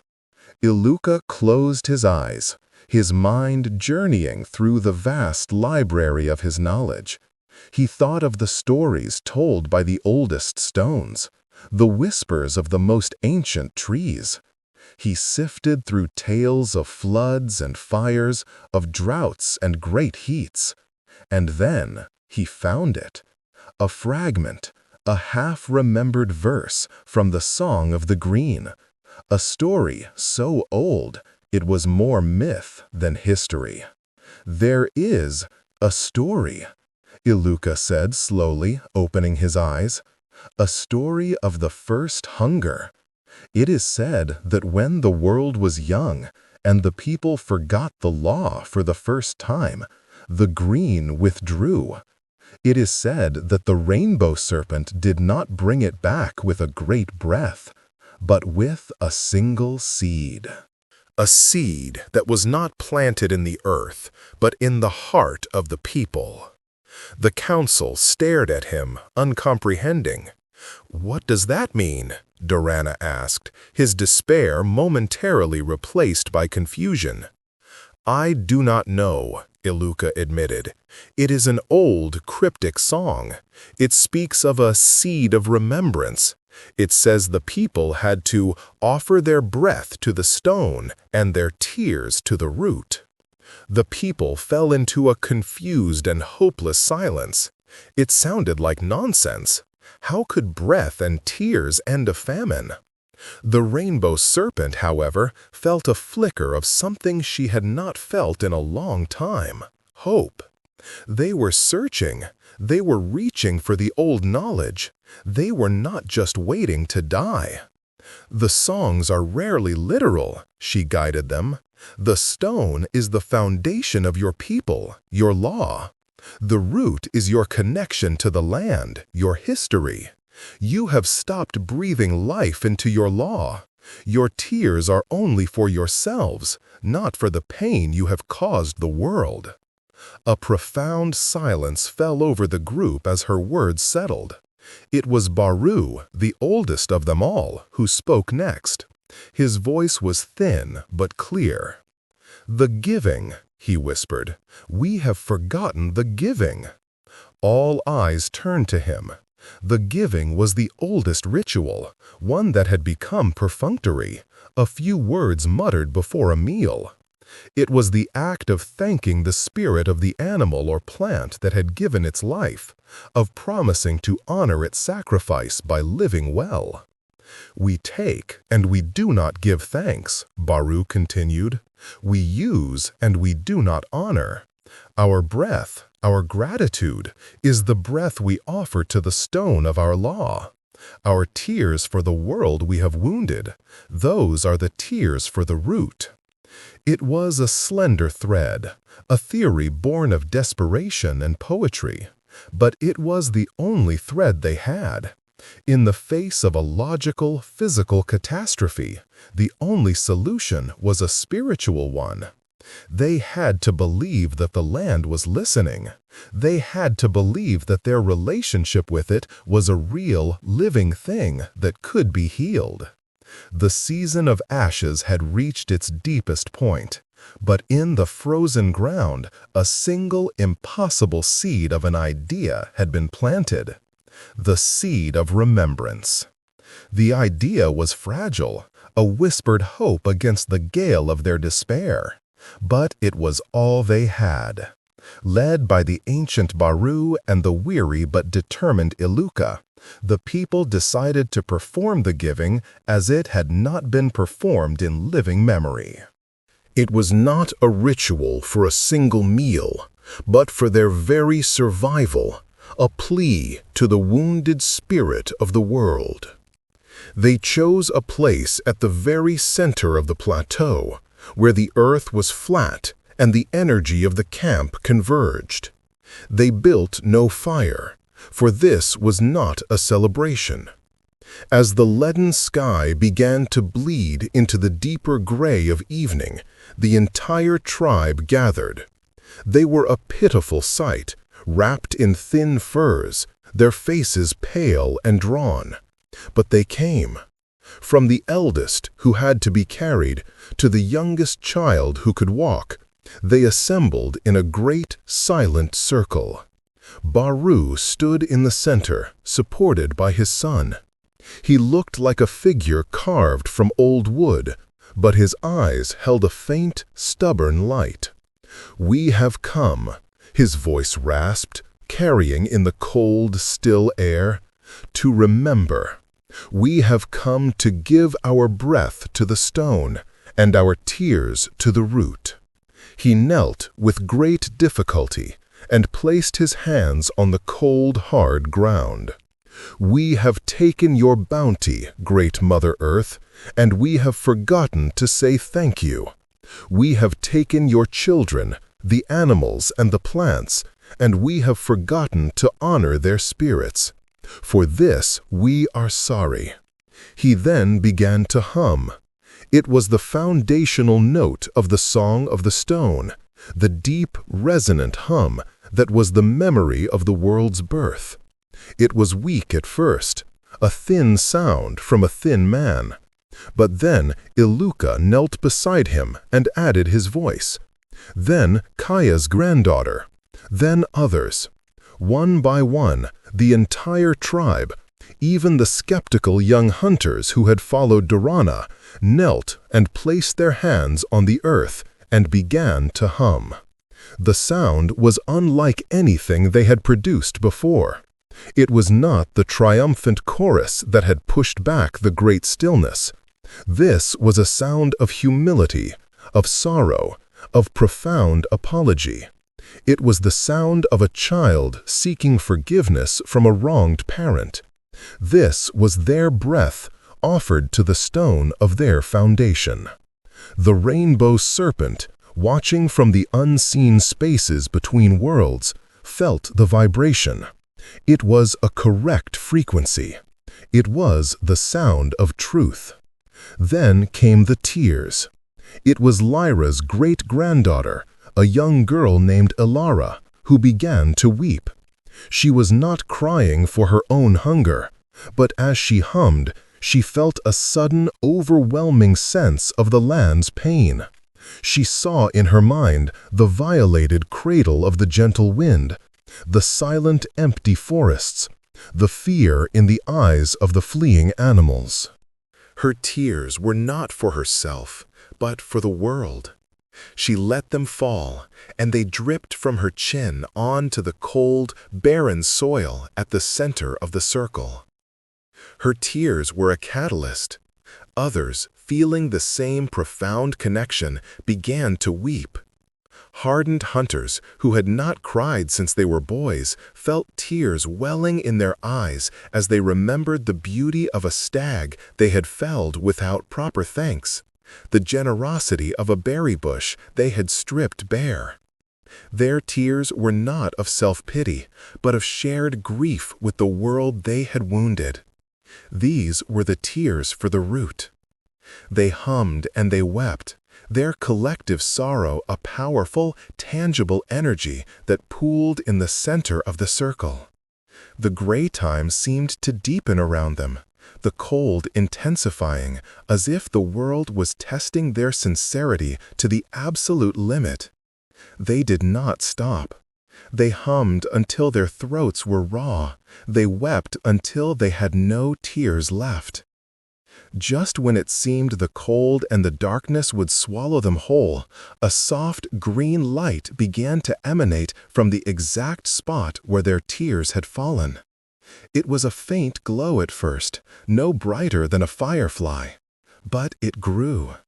A tiny shoot, vibrant and impossibly green, pushed its way through the frozen earth.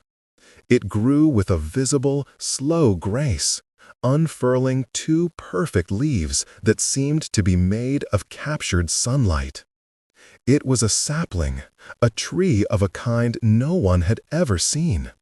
Its bark was smooth and silver, and its leaves pulsed with a soft, internal light. The humming stopped. The weeping ceased. A stunned silence fell over the people as they stared at this miracle growing from the very center of their despair. The rainbow serpent manifested then, not as a shimmer, but in her full, glorious form. She coiled around the gathering, her rainbow scales blazing with a light that pushed back the oppressive gray of the sky. She lowered her great head to inspect the sapling. The seed of remembrance, her voice echoed in their hearts, filled with a warmth that began to thaw their frozen spirits. You have planted it not in the earth, but in your own hearts. This tree is the proof. It is the living symbol of your renewed bond with the land. It is the heart of your people, growing from your humility and your grief. As she spoke, a change began in the world. The leaden gray of the sky cracked. A single, brilliant beam of sunlight pierced the clouds and fell upon the sapling, making it gleam. Then another and another. The cold wind stilled, replaced by a gentle, warm breeze that carried the scent of damp earth and growing things, a scent they had almost forgotten. The gray time was ending. The gray time was ending. The rainbow serpent looked at the people, their faces now lit by the true sun, etched with exhaustion, but also with a dawning, incredulous joy. "The land has heard you," she said. "It has accepted your offering. The balance is not yet restored, but the healing has begun. The hunt will remain lean for a time.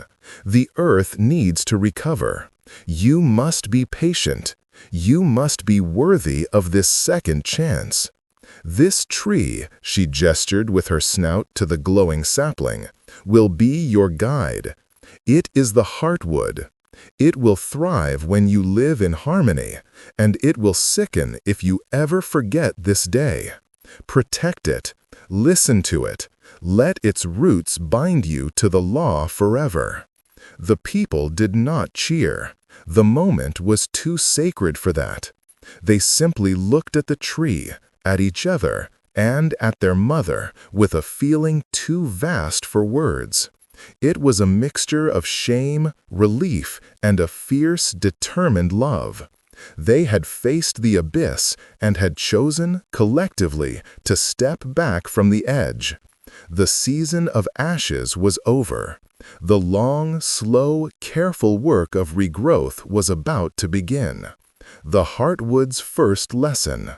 The dawn that followed the night of the giving was unlike any the people could remember. The sun rose clear and golden, its warmth a tangible blessing on their skin. The lingering chill retreated before it, and the leaden sky was replaced by a vast, brilliant blue. The very air tasted different, clean, and charged with the promise of life. The gray time had not just ended, it had been banished by an act of collective will. In the center of the plateau, the heartwood sapling stood, no longer a mere shoot, but a young tree, already as tall as a man. Its silver bark seemed to drink the sunlight, and its luminous leaves pulsed with a gentle, steady rhythm, like a second, slower heartbeat beneath the pulse of the world. It was a living, breathing monument to their penance and their promise. The people awoke to this new world with a sense of profound reverence. There was no rush to the hunting grounds, no frantic scraping for roots. Instead, they gathered around the heartwood, sitting in a wide, quiet circle. They were weak from hunger, but a new strength, a spiritual fortitude, held them together. They simply watched the tree, learning its light, feeling its quiet energy. The rainbow serpent was present, a vast, shimmering coil around the perimeter of their camp. She was a guardian, but also a teacher. The crisis had passed, but the lesson was ongoing. "The land is healing," her voice murmured in the morning stillness, a sound that was both within and around them. "But it is fragile, like a scab over a deep wound. You must walk softly now. The first law has been written, not just in song, but in your hunger. You must never forget its taste." Iluka, his body frail but his spirit sharpened by the ordeal, was the first to understand the practical implications. He addressed the people, his voice carrying the authority of hard-won wisdom. "The great herds will not return to the cradle for many seasons," he said. "The fear we planted there must be allowed to fade. We cannot hunt there. We must look not for abundance, but for sufficiency. We must listen for the small songs, not the great ones." Under his and Baru's guidance, a new way of life began to take shape. The hunters, led by a humbled and silent Dharana, were given new instructions. They were not to seek the large game, the kangaroos and the emus. Instead, they were to become masters of the small. They learned to fashion finer snares for possums and bandicoots. They learned the patience required to fish with lines and hooks made of bone, rather than with large, disruptive traps. Every life taken was now preceded by a long, silent prayer of thanks, and the animal was used completely: meat, sinew, bone, and hide. The gatherers, under Kaya's lineage, underwent a similar transformation. They no longer stripped a berry bush bare or dug up an entire patch of yams. They took only the mature fruits, leaving the young ones to grow. They harvested only a few tubers from each plant, carefully replanting the smaller ones to ensure the patch would thrive for the next season. They learned to nurture, not just to take. The heartwood was their guide. Its pulsing light seemed to brighten when their actions were in harmony, and would dim almost imperceptibly if a hunter returned with a glint of the old arrogance in his eye, or if a gatherer was careless and wasteful. It became the conscience of the tribe, a silent, non-judgmental mirror reflecting their collective spirit. Dharana became the tree's most devoted guardian. He built a low fence of woven branches around it, not to keep people out, but to mark its sacredness. He would sit for hours, watching its leaves, learning its rhythms. His penance was not in words, but in action. He was the first to notice the subtle changes in its light, and he would be the first to gently correct anyone whose actions threatened to dim it. The man who had broken the balance had become its most vigilant keeper. Weeks turned into months. The people were still lean, but the desperate, gnawing hunger was gone. They had enough. They had learned the profound difference between enough and more. The children's faces filled out, and their laughter returned, though it was a softer, more thoughtful sound than before. They were taught the story of the gray time and the heartwood as their first and most important lesson. They learned that the glowing tree was not a magic charm, but a symbol of a contract between the people and the world. One evening, as the tribe sat sharing a meal of roasted fish, roasted tubers, and a few handfuls of berries, Lyra's great-granddaughter, Ilara, the girl whose tears had been among the first to fall, approached the heartwood. She had been watching a particular leaf that had seemed duller than the others for a few days. As she stood before it, humming a soft, questioning tune, she saw a small brown caterpillar crawling along a branch, nibbling on the edge of the dull leaf. A younger version of herself might have shooed it away or crushed it, but the new wisdom held her back. She watched. The caterpillar ate its fill, and then began to spin a silken cocoon attached to the silver bark. Ilara understood. The tree was not sick. It was participating in the cycle. It was giving of itself to another life. The dimming of the leaf was not a warning, but a part of the giving. She reported this to the elders. Iluka nodded, a slow smile spreading across his weathered face. "The balance is not a wall," he said. "It is a dance. The tree gives a leaf to the caterpillar. The caterpillar will become a moth, which will pollinate the flowers, which will make seeds for new trees. The heartwood is not just teaching us to take less, it is teaching us how to give and how to be a part of the great turning wheel of life." This was the heartwood's first great lesson, that true harmony was not passive avoidance of harm, but active participation in the generous, interconnected flow of life. The people had learned restraint. Now they were learning integration. The rainbow serpent, observing from her mountain lake, felt a deep and settled peace. The storm had not just passed, it had scoured the people clean, leaving them stronger, wiser, and more deeply connected to the world than they had ever been before. The broken spear had been mended, not by her, but by their own hands and hearts. The scar of the gray time would remain, but it was a scar that spoke of healing, not of wounding. Her children were growing up. The Song of the Distant Water. Generations bloomed and faded like the seasons around the heartwood.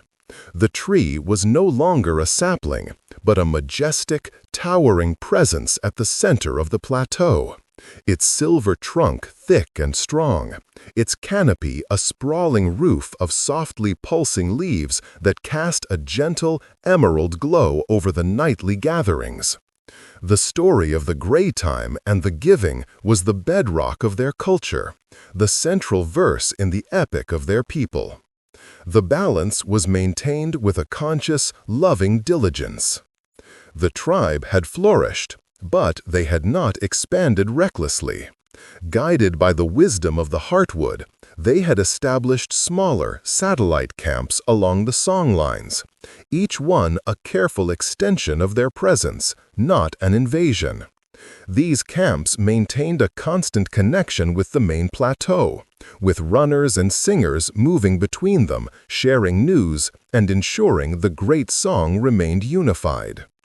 It was from the farthest of these camps, a settlement nestled in the arid foothills east of the Great Desert, that a new challenge emerged. A runner named Kale, his skin dusted with red sand and his eyes urgent, arrived at the main plateau one evening, his breathing ragged. "The water sings a troubled song," he reported to the Council of Elders, who now included direct descendants of Iluka, Baru, and Dorena. "The spring that feeds our camp, its voice grows faint. The flow has lessened for 3 seasons. This dry season, it threatens to fall silent altogether." A concerned murmur went through the council. Water was the lifeblood. A failing spring was a serious matter. Lyra, the current songkeeper and Ilara's granddaughter, consulted the Song of the Water. "The song says the spring is fed from a deep aquifer, a hidden sea beneath the stone," she said, her brow furrowed. "The song does not speak of it failing. It speaks of it being diverted." "Diverted?" asked Ronan, Dorana's great-grandson and the chief hunter. "By what? There are no other people in that land." "The song does not say," Lyra replied. "It only says the path of the water has changed deep within the earth." The elders decided a party must journey to the source of the spring, high in the dry, rocky hills, to understand what was happening. Ronan would lead, for his strength and knowledge of the harsh land were unmatched. Lyra would go to listen to the water's song directly. And a young, insightful woman named Anya, who had a preternatural connection to the heartwood and was known for her ability to see patterns others missed, was chosen to represent the new wisdom of the plateau. The rainbow serpent, feeling the tremor of concern in the world's rhythm, watched them go. This was not a crisis of law or spirit, but a puzzle of the physical world. They had the tools to solve it. They needed only the will to see.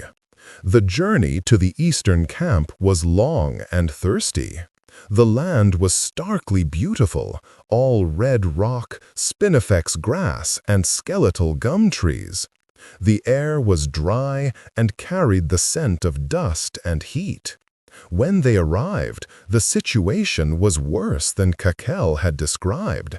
The spring was now just a damp patch of mud in the shade of a cliff face, surrounded by the withered corpses of plants that had once thrived there. Lyra immediately went to the damp rock, placing her ear and her hands against it. She closed her eyes, humming the song of the water. listening for the melody that should have been a roaring chorus, but was now a dying whisper. "It is there," she said after a long time, her eyes still closed. "The water is still deep and plentiful, but its path to the surface, it is blocked. There is a new voice in the song, a deep grumbling note, a grumbling of stone." Ronan led the party up the steep, rocky slope behind the camp, following the ancient water song to its source, a fissure in a massive wall of granite. The air around the fissure was cool, promising water, but when Ronan peered inside, he saw only darkness and a trickle of moisture. "The grumbling is loudest here," Lyra confirmed, her hand on the granite.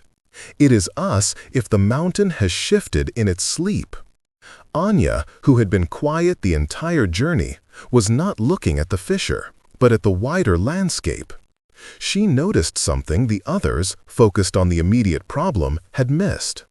A long, deep fissure ran from the base of the mountain out into the flatlands. It was not a new crack, it was ancient, but it was now lined with a surprising amount of green. Not the hardy desert scrub, but lush ferns and even a few small, struggling trees. "The water has not vanished," Anya said, her voice clear and certain. She pointed to the green-lined fissure. "It has found a new path. The mountain's grumbling was it turning over. It broke the old pipe and made a new one. The water is still flowing. It is just flowing there." The group stared, the truth dawning on them. The spring was not drying up. It was being reborn somewhere else. The problem was not a lack of water, but their attachment to the old source. This presented a profound dilemma. Their camp, their homes, their history were here, by this dying spring. To follow the water meant to abandon this place, to leave the songline that had sustained them for generations. Ronan, the pragmatist, saw the solution immediately. "We must move the camp. We must follow the water." Lyra, the traditionalist, felt a deep unease. "This place is in the song. Our ancestors lived and died here. To leave it feels like a forgetting." They argued late into the night, the dry wind their only audience. Ronan spoke of survival. Lyra spoke of memory. It was Anya who found the bridge between them. "The song is not a cage," she said softly. "It is a story, and stories have new chapters." She turned to Lyra. "Can the song change? Can we add a new verse?" Lyra was silent for a long time. She looked from the dying spring to the vibrant green fissure in the distance. She then began to hum, very softly. It was the old song of the water for this place, but as she hummed, she subtly changed the melody. She wove in the deep grumble of the shifting mountain, the journey of the water through its new, secret path, and the surprise of the new life sprouting in the desert. The song became richer, more complex, a story of change and adaptation. When she finished, she opened her eyes. They were bright with a new understanding. "The song has been updated," she said, a smile touching her lips. "The water has taught us a new verse. We do not abandon this place. We expand our story to include the new one. This old camp will become a place of memory, a teaching ground for our children about how the world changes. And we will build a new camp by the new water and add its song to our own." It was a brilliant synthesis of tradition and necessity.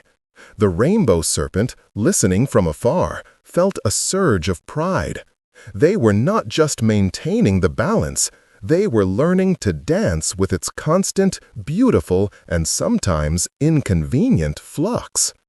They had faced a practical problem and solved it not by fighting the world, but by listening to it more deeply, and by having the courage to rewrite their own story. The song of the world was a living document, and her people were its diligent, creative scribes. The covenant of stone and star. The decision to follow the water marked a new era of maturity for the people. They were no longer simply inhabitants of the land. They were its partners in a dynamic, ever-unfolding story.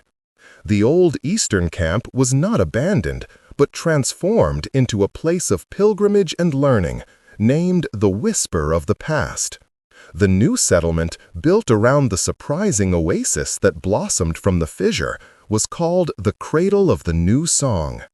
Runners moved constantly between there, the main plateau, and the other satellite camps, ensuring the updated song of the water was known to all, a testament to their ability to adapt. It was during this time of quiet prosperity and deepened understanding that the rainbow serpent felt a summons of a different kind. It was not a cry of distress from her people, nor a disturbance in the balance. This was a call from the cosmos itself, from the star ancestors who had witnessed the very first dawn. The summons was a gentle, persistent pull on her spirit, a feeling that a great cycle was nearing its completion, and a new one was ready to begin. She knew what it meant. Her time of constant physical presence among her children was drawing to a close. The world was made. The law was given. The people had been tested and had proven themselves wise and resilient. They no longer needed a mother hovering at their shoulder. They needed the space to fully become themselves. But she could not simply vanish. Her departure had to be an event of profound significance, a final lesson that would cement her legacy for all time. She called the people to her, not to the plateau, nor to any of their camps, but to the most sacred of all places, the circular basin where she had first breathed the green into the world. The people came in their multitudes, a river of humanity flowing along the songlines, their curiosity and reverence a palpable force. They gathered on the rim of the great basin, looking down into the lush, vibrant heart of the first forest. The heartwood, sensing the moment, pulsed with a light so intense it could be seen even from this great distance, a steady green beacon.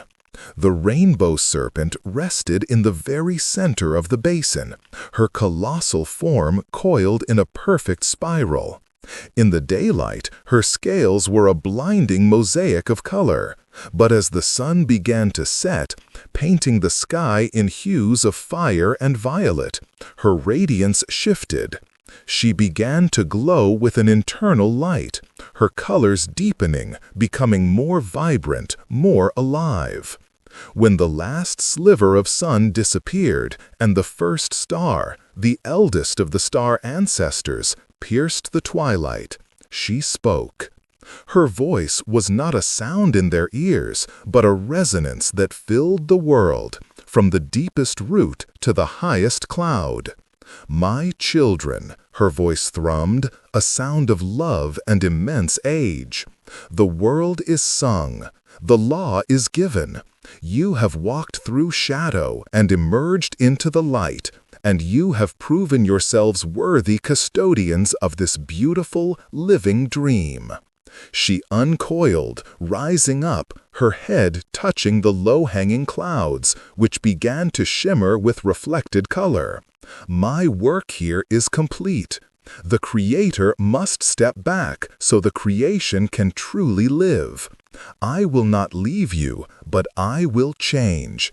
I will become part of the fabric of the world in a new way." A wave of sorrow and awe swept through the people. They had always known she was eternal, but the thought of her not being there, not being able to call upon her tangible presence, was a terrifying and lonely prospect. "Do not grieve," she comforted them, sensing their fear. "Look around you. I am in the stone of the mountains you climb. I am in the water of the rivers you drink." I am in the green of the forests that shelter you. My breath is the wind that caresses your skin. My heartbeat is the pulse of the seasons. I am the land, and you are of the land. We can never be separated. She began to ascend, not by flying, but by stretching, her body elongating, becoming less solid and more a river of pure, shimmering light. She arched across the entire sky, from one horizon to the other, a breathtaking, celestial bridge of color. This was the first true rainbow. "This shall be my promise to you," her voice echoed from the heavens themselves. "A covenant written in light and water. When the rain cleanses the earth and the sun returns, look for me in the sky. I am the bridge between the earth and the sky, between what is and what can be. I am the sign of the balance, the reminder that after every storm there is clarity and beauty." The people watched, weeping and mesmerized. Us, the rainbow blazed against the darkened sky.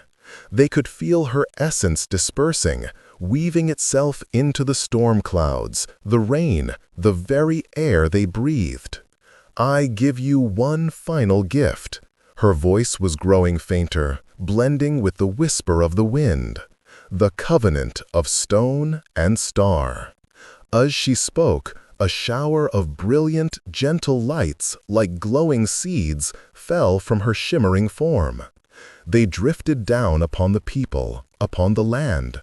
Where they landed on a person, they did not burn, but sank into their skin, leaving a faint, shimmering mark, a unique pattern that was both a star and a river.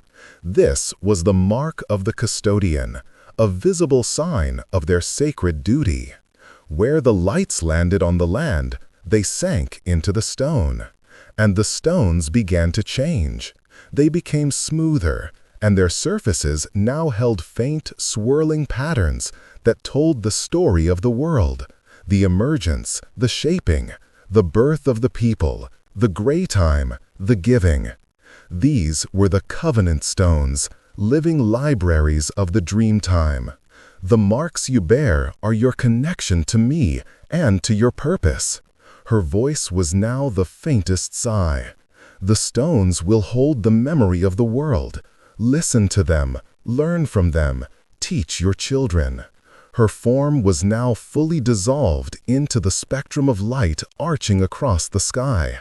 With one last soft pulse of incandescent color that illuminated the entire world for a single breathtaking moment, the rainbow faded. She was gone.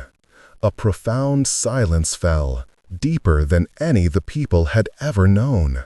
The world felt vast and empty. But us, they looked at each other. They saw the shimmering marks on their arms and foreheads. They looked down and saw the newly inscribed covenant stones scattered throughout the sacred basin. They were not alone. She was in them. She was all around them. Lyra, the songkeeper, was the first to move. She walked to the nearest covenant stone and placed her hand upon it. She closed her eyes, and a new song, the final verse of the great epic, began to flow into her mind. The Song of the Covenant. It was a song of love, of release, and of eternal connection. She began to sing it, her voice small at first in the immense night, but growing stronger with each note. One by one, the others joined her, their marks glowing softly in the starlight. They were not singing a lament. They were singing a hymn of acceptance and of promise. The rainbow serpent was no longer a being among them.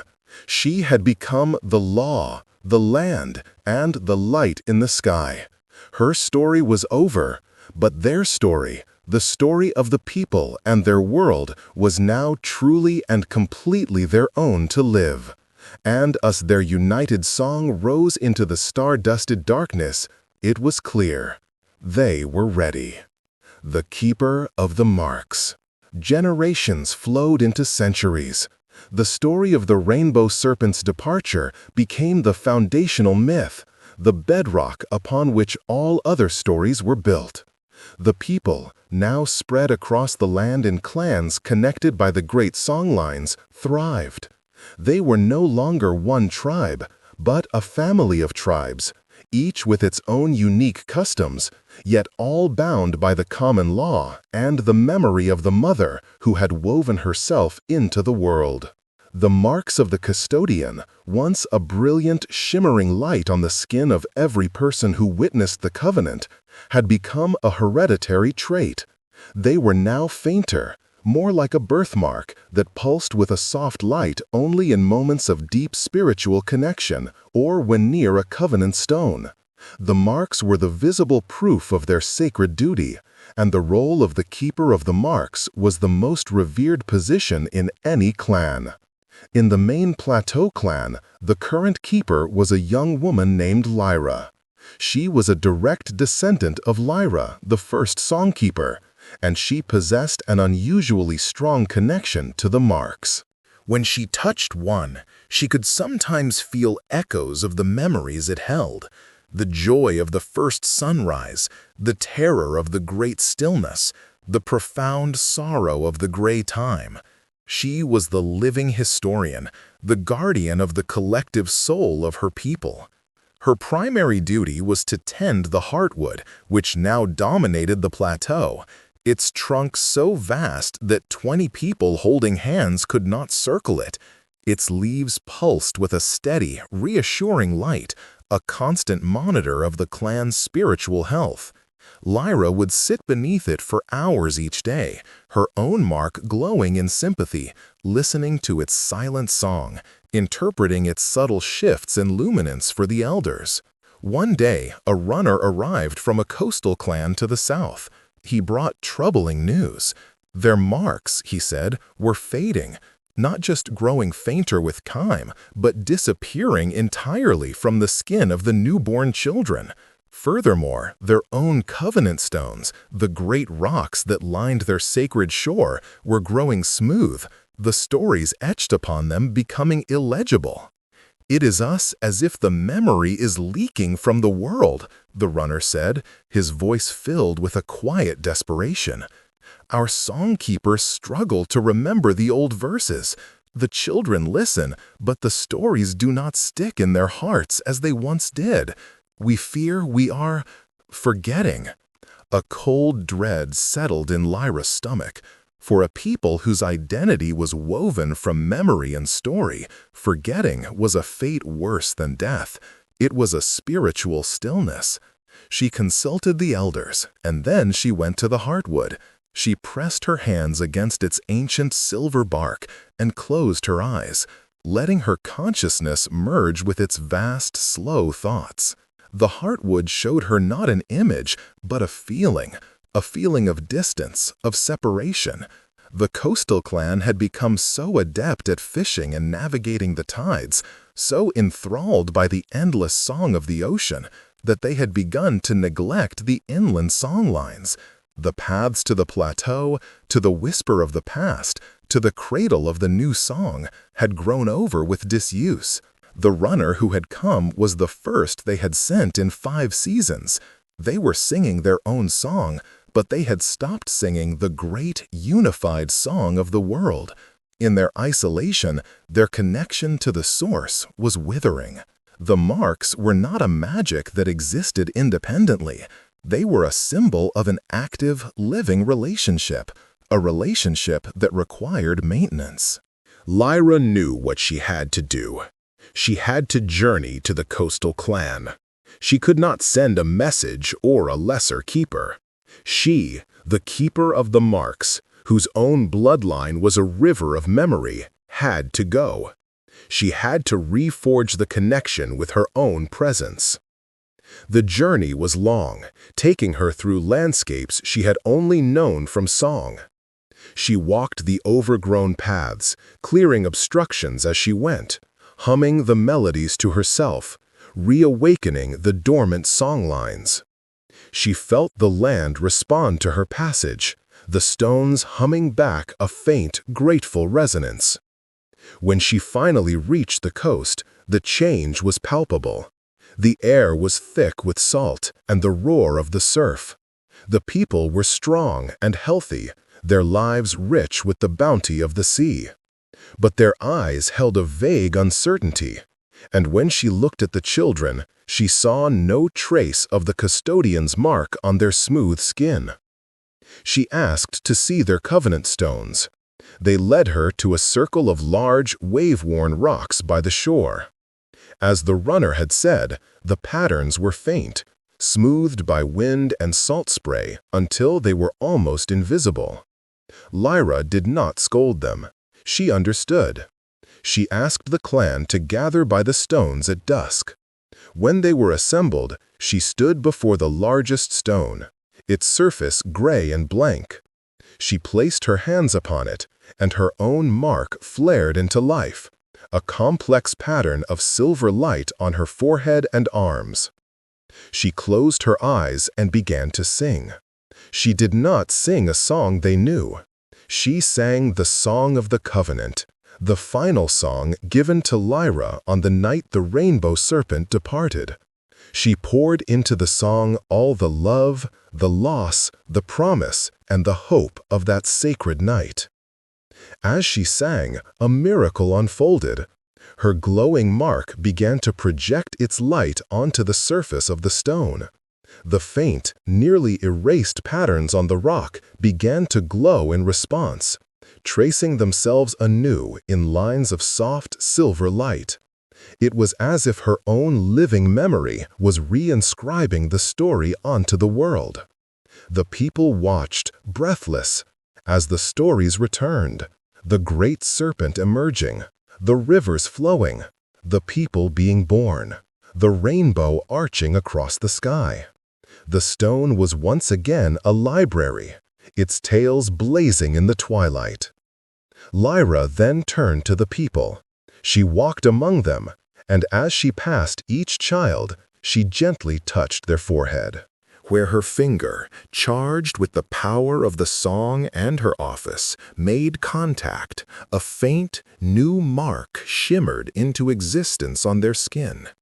It was not as bright as the ancient ones, but it was there, a seed of memory planted anew. "The mark is not a tattoo," she told the weeping, joyous clan. "It is a relationship. It is your promise to remember, and the land's promise to hold you. You must keep the songlines open. You must sing the great song with us, or your story will become an island, and islands are eventually swallowed by the sea." The coastal clan understood. They had not been cursed, they had simply drifted. Lyra's visit was the anchor they needed. They promised to send runners regularly, to relearn the inland songs, to keep the connection alive. Lyra returned to the plateau, her heart full. The crisis had been averted, but it had taught her a crucial lesson. The legacy of the rainbow serpent was not a static treasure to be guarded. It was a living flame that had to be constantly fed, shared, and passed on. Forgetting was the only true enemy, and its antidote was not just memory, but active, relentless, joyful remembrance. The Weaver and the Wound. Lyra's successful mission to the coast solidified her status not just as a keeper, but as a visionary leader. She understood that the unity of the people was their greatest strength and their most vulnerable point.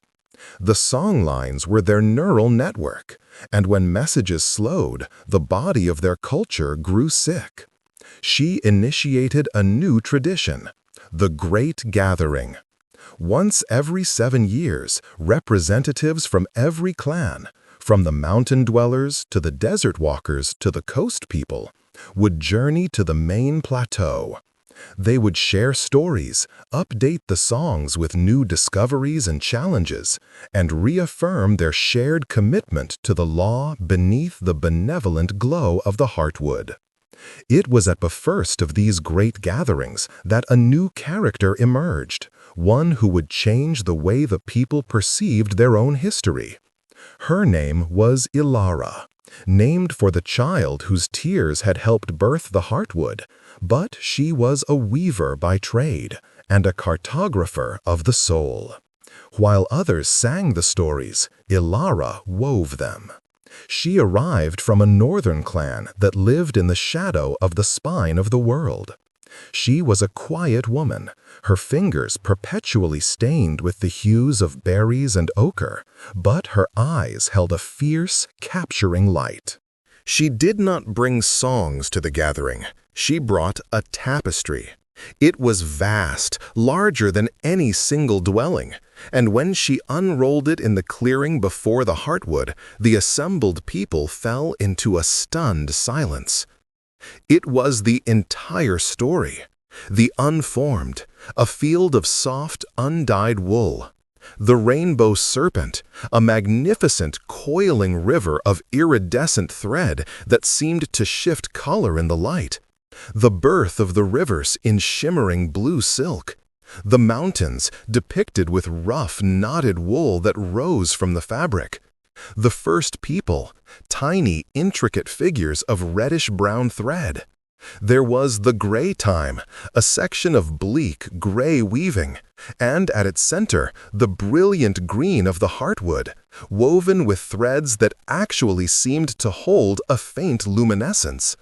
And there, arching over the entire tapestry, was the covenant, a rainbow of such breathtaking vibrancy it brought tears to the elders. Ilara had not just depicted events, she had woven the emotion, the loneliness of the unformed, the creative joy of the serpent, the desperate fear of the gray time, the profound relief of the covenant. People could point to a section and feel what their ancestors had felt. It was a masterpiece. Lyra, looking upon the tapestry, felt a revelation. The songs were the soul of the people, but this was the body, a tangible, unified memory that all could see, regardless of their clan's specific songs or dialects. It was another way to fight the slow creep of forgetting. She named Ilara the first weaver of memory, and asked her to create a new tapestry for the plateau, one that would be added to by successive weavers at each great gathering, a growing, visual history of their people.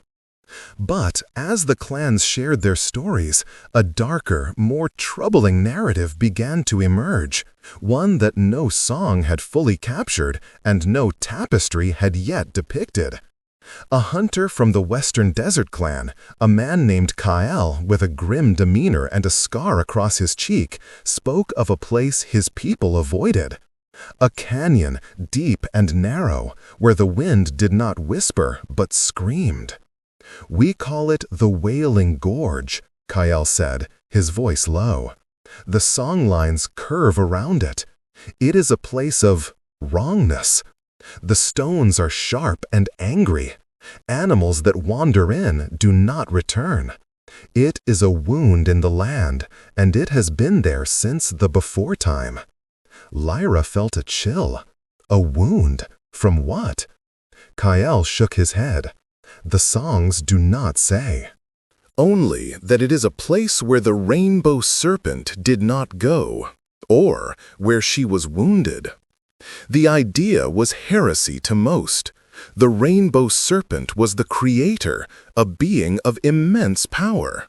The concept that something could have wounded her was unthinkable. The council dismissed it as a desert superstition, a story to keep children from a dangerous place. But the idea took root in Ilara's mind. As a weaver, she understood that a tapestry's beauty often lay in its complex knots and the shadows behind the bright threads. A story without a shadow was not a whole story. She approached Kael after the council. "Tell me more of this gorge," she asked him. Kael, wary of the sophisticated plateau dwellers, was initially reluctant, but he saw the sincere curiosity in Ilara's eyes, not the judgment of the elders. He described it. The unnatural purple hue of the rock, the way the canyon seemed to suck the light and sound into itself, the deep, parallel grooves scored into the canyon floor that looked like the marks of unimaginably large claws. "It is not a place she avoided," Kael concluded, lowering his voice. "It is a place she fought, and something fought back." Ilara knew she had to see it. She convinced Kael to guide her, along with a small escort of trusted hunters, after the gathering concluded. Lyra, though anxious, gave her blessing, understanding that some truths are found in the silences between the songs. The journey to the Wailing Gorge was through increasingly desolate country. The land felt old and tired. When they finally reached the rim of the gorge, Ilara understood the name. A constant, keening wind tore through the narrow passage below, a sound of pure agony. The rock was indeed a sickly, bruised purple, and the sheer walls were scarred with deep, vertical fissures. But it was the floor of the gorge that held her attention. Kyle was right. There were grooves, 4 of them, each as deep as a man was tall, running parallel for the length of the canyon. They were not the smooth, flowing channels of the Serpent's movement. They were violent, jagged rents, as if something had been dragged, fighting against an immovable force. And between them were other, stranger marks, huge, circular impressions, and shattered rock that looked melted and refused. This was not a place of creation. It was a place of a titanic, primal battle. Ilara did not feel fear. She felt a profound, humbling sorrow. She set up her loom right there on the rim of the gorge. Using dark, bruised purples, angry blacks, and threads the color of dried blood, she began to weave a new panel for her tapestry. She wove the rainbow serpent, not in her glorious creative coil, but in a desperate, constricting struggle with a foe she could not see, only feel. A presence of absolute negation, a creature of the void before the unformed. She wove the fury, the pain, the immense cost of creation that the happy songs never mentioned. She was weaving the shadow of the dreamtime. The people's history was not just one of light and law. It was also one of a terrible, foundational conflict. The rainbow serpent had not just dreamed the world into being, she had fought for it. And this gorge was the scar she carried, the memory of a pain so vast it had been etched permanently into the bones of the earth. The Wailing Gorge was not a place of evil. It was a monument to the price of their existence. And in acknowledging that pain, Ilara knew, the people would love their mother not just for her gifts, but for her sacrifices. The story was now whole. The council of the whole sky. Ilara returned to the plateau with her new tapestry panel. When she unveiled it beside the original, the effect was jarring. The beautiful, harmonious story was now punctuated by a violent, dark interruption. The elders were shocked, some even angered. They argued that this shadow of the dreamtime was a dangerous fiction, that it undermined the serenity of the creation and the majesty of the rainbow serpent. "We do not sing of this," one elder proclaimed. "It is not in the song lines. This weaver from the north brings us nightmares." But Lyra, the keeper of the marks, saw the truth in the woven threads. She felt a resonance. Not in the official songs, but in the deeper, older memories held within the covenant stones and the faint pulse of her own mark. The story felt true. It explained the lingering sense of unease that sometimes emanated from the deep desert, the echoes of a struggle that predated the first people. A great debate divided the plateau. The traditionalists, led by the Elder Council, wanted to reject Ilara's panel, to maintain the pure, uplifting narrative. The progressives, led by Lyra and supported by the Desert Clan members like Kael, argued that a hidden truth was a festering wound, and that acknowledging the full story with its shadows would only strengthen their understanding and their love. The conflict threatened to shatter the unity the Great Gathering was meant to foster. The Heartwood's light, which had burned so steadily for generations, began to flicker uncertainly. It was then that Lyra had an inspiration. They were arguing over the story as if it belonged to one group or another, but the story belonged to the land itself. They would not settle this in the council circle. They would let the land decide. She proposed a journey, a council of the whole sky. They would take the disputed tapestry to the three most sacred sites connected to the story: the basin of the first forest, the cradle of the gentle wind, and finally to the wailing gorge itself. At each place, they would present the tapestry and listen. They would listen to the wind, to the water, to the stones. They would see how the land itself responded to this new chapter of its own history. A solemn procession was formed. The elders, skeptical but bound by tradition to respect such a pilgrimage, came. Lyra and Ilara came, carrying the rolled tapestry between them. Hunters and songkeepers from every clan joined, a microcosm of the people moving through their own history. Their first stop was the basin of the first forest. They unrolled the tapestry at the very spot where the rainbow serpent had first breathed the green. The air was thick with the scent of life and the gentle hum of insects. The ancient trees seemed to lean in. As the full tapestry was revealed, including the dark panel, the forest did not recoil. The wind in the leaves sounded like a sigh of acknowledgement, a murmur of, "Yes, this too is part of me." The traditionalists were unsettled by this non-judgmental acceptance. Their second stop was the cradle of the gentle wind, the place Dorana had violated so long ago. The land here still held a memory of that pain, a sensitivity that made the air itself feel tender. When they unrolled the tapestry here, the effect was different. The gentle wind seemed to still, to concentrate around the dark panel of the Wailing Gorge. It was as if this wounded place recognized a kindred spirit, a fellow scar on the body of the world. It did not condemn the panel. It embraced it as a truth that gave its own suffering a deeper context. The scar of the cradle was not the first. It was merely an echo of a much older one. Finally, they came to the rim of the Wailing Gorge. The keening wind was as fierce as ever. There was a palpable tension as Ilara and Lyra unrolled the tapestry for the final time, the dark panel facing the wounded canyon. A remarkable thing happened. The wailing did not intensify. It changed. The scream of agony softened, shifted in pitch, and became a low, mournful dirge.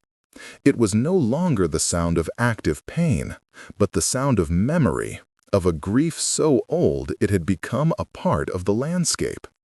The terrible, scarred rocks of the gorge seemed to hum in resonance with the dark threads of the tapestry.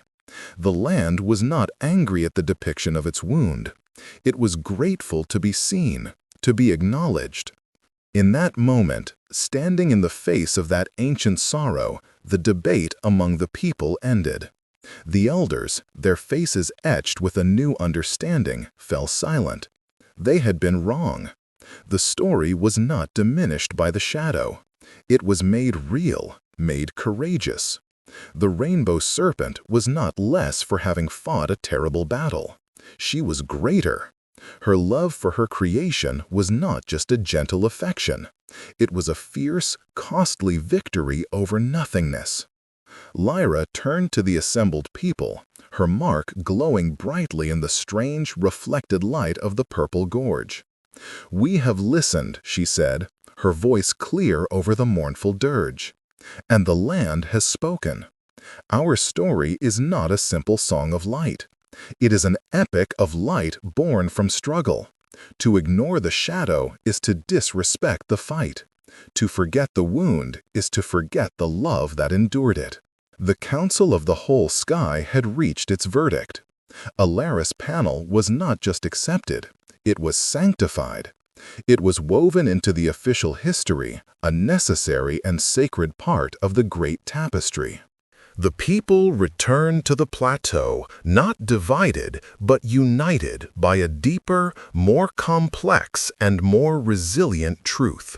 The heartwood's light steadied, then burned brighter than ever before, its pulse strong and confident. It had passed its own test, proving that true harmony could hold both joy and sorrow within its embrace.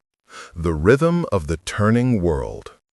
The integration of the shadow into the people's history marked a cultural maturation, a coming of age for the entire civilization. They now understood their world not as a perfect static gift, but as a precious, hard-won equilibrium. This wisdom seeped into every aspect of their lives. Their songs held deeper, more complex melodies. Their rituals acknowledged both the light and the dark. The children learned of the Wailing Gorge not as a place of terror, but as a sacred site of remembrance, a testament to the cost of their existence. Under the steady, pulsing light of the heartwood, the clans entered a golden age of a different kind. It was not the naive golden age of the first days, but a period of profound and conscious harmony. The great gatherings became vibrant festivals of shared knowledge. The desert clans taught the coast dwellers how to find water in seemingly barren lands. The mountain people shared techniques for working the hardest stone. The weavers, under Ilara's enduring legacy, created a vast interconnected library of tapestries that traveled between the clans, each one adding new stories, loss, and renewal. The people had mastered the art of living within the balance. But the rainbow serpent's greatest lesson was that the balance itself was not still. It was a dance. And a dance requires movement. The first sign of the next great turning came from the sky. The star ancestors, who had been constant, silent watchers, began to behave strangely. A particular cluster of stars, known as the Dancing Women, began to shift their pattern over the generations, their formation tightening into a distinct, spiraling shape. The songkeepers, who also watched the heavens, noted this in their celestial songs, but did not yet understand its meaning. Then the land itself began to whisper of change. The weather patterns shifted. The wet seasons grew longer and more intense in the south, while the northern clans reported winters that were milder than the oldest tales remembered. The rivers responded. Their songs changed from steady melodies to more unpredictable, powerful crescendos. The great river that flowed from the spine of the world, the one the rainbow serpent had first birthed, began to swell, its banks straining under the increased flow. The people, now so attuned to the nuances of their world, felt the shift in the great rhythm. They did not panic. They observed. They consulted the songs, the tapestries, and the covenant stones. The stones, in particular, held the memory of long cycles. Lyra, now an elder herself with silver in her hair, spent days with her hands pressed against the stones in the sacred basin, listening for a pattern. The memory she found was faint, like an echo of an echo. It spoke of a great turning, a time when the world would shift on its axis, when the rains would move, and the deserts would bloom in new places. It was not a catastrophe, but a season in the life of the planet itself. A cycle as natural as the passing of day into night, but spanning thousands of generations. The message from the stones was clear. The world was preparing to breathe in a new way. The old songlines, while still true in spirit, would need to adapt to a new physical reality. The places that were now abundant might become arid. The lands that were now marginal might become the new heartlands. A council was called, not of crisis, but of planning.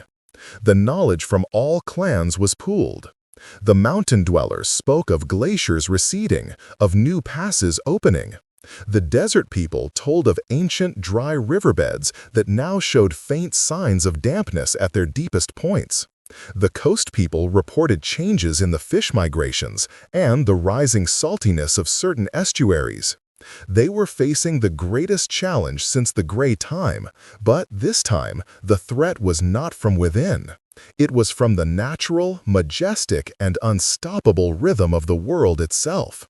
They could not fight it. They had to move with it. Lyra, in her final great act as keeper, proposed a monumental undertaking. "We will not wait for the change to force our hand," she declared. "We will sing the world into its new shape. We will create the new songlines." It was an audacious plan. They would use all their knowledge of geology, of water, of weather, of plant life to predict the pathways of the coming change. They would send out scouts, not to find existing resources, but to identify the places where life would likely flourish in the new world. They would find the new routes between these future heartlands, and they would walk them, singing them into existence before they were truly needed. It was an act of profound faith and partnership with the world. They were not dictating to the land. They were listening to its intentions and helping to midwife its new form. The project took years. Scouts like Kael's descendants became prophets of geography, reading the signs of the land with a skill that bordered on divination. They found a high, cold plateau that was slowly warming, its soil rich with promise. They identified a vast, flat basin that the changing rains seemed destined to fill, a place that could become a new inland sea. They mapped new corridors through the mountains, routes that would connect the changing world. And they found these places. The songkeepers and the people walked them. They did not wait for paths to be worn. They created them with their passage, singing the new songs as they went. These were songs of potential, of welcome, of guidance for the generations to come. They sang to the empty basin, naming it the Future Sea. They sang to the warming plateau, calling it the sun-kissed plain. They wove these new names and new paths into the great tapestry of their culture. The Weavers' Guild, now led by Ilara's most gifted apprentice, created a new vast tapestry. It did not depict the past, but the future as foretold by the land. It showed the new rivers, the new forests, the new gathering places. It was a map of hope, a visual promise to their children's children. When Lyra finally passed, her mark fading from the world as her spirit joined the rainbow serpent, she did so with a heart full of peace. The people were no longer just custodians of a static world. They had become partners in its eternal dance. They had learned the final, most beautiful lesson, that the only constant is change, and that true wisdom lies not in resisting the turn of the great wheel, but in moving with it, in grace, in song, and in unwavering trust. The heartwood, connected to the fate of the people, did not fear this change. Its light pulsed in a more complex rhythm, a rhythm that now included the beat of the coming age, a symphony of what was, what is, and what will be. The last echo of the first song. Centuries flowed like a river into the ocean of time. The great turning the people had prepared for arrived not as a cataclysm, but as a gradual, majestic reshaping. The rains did shift.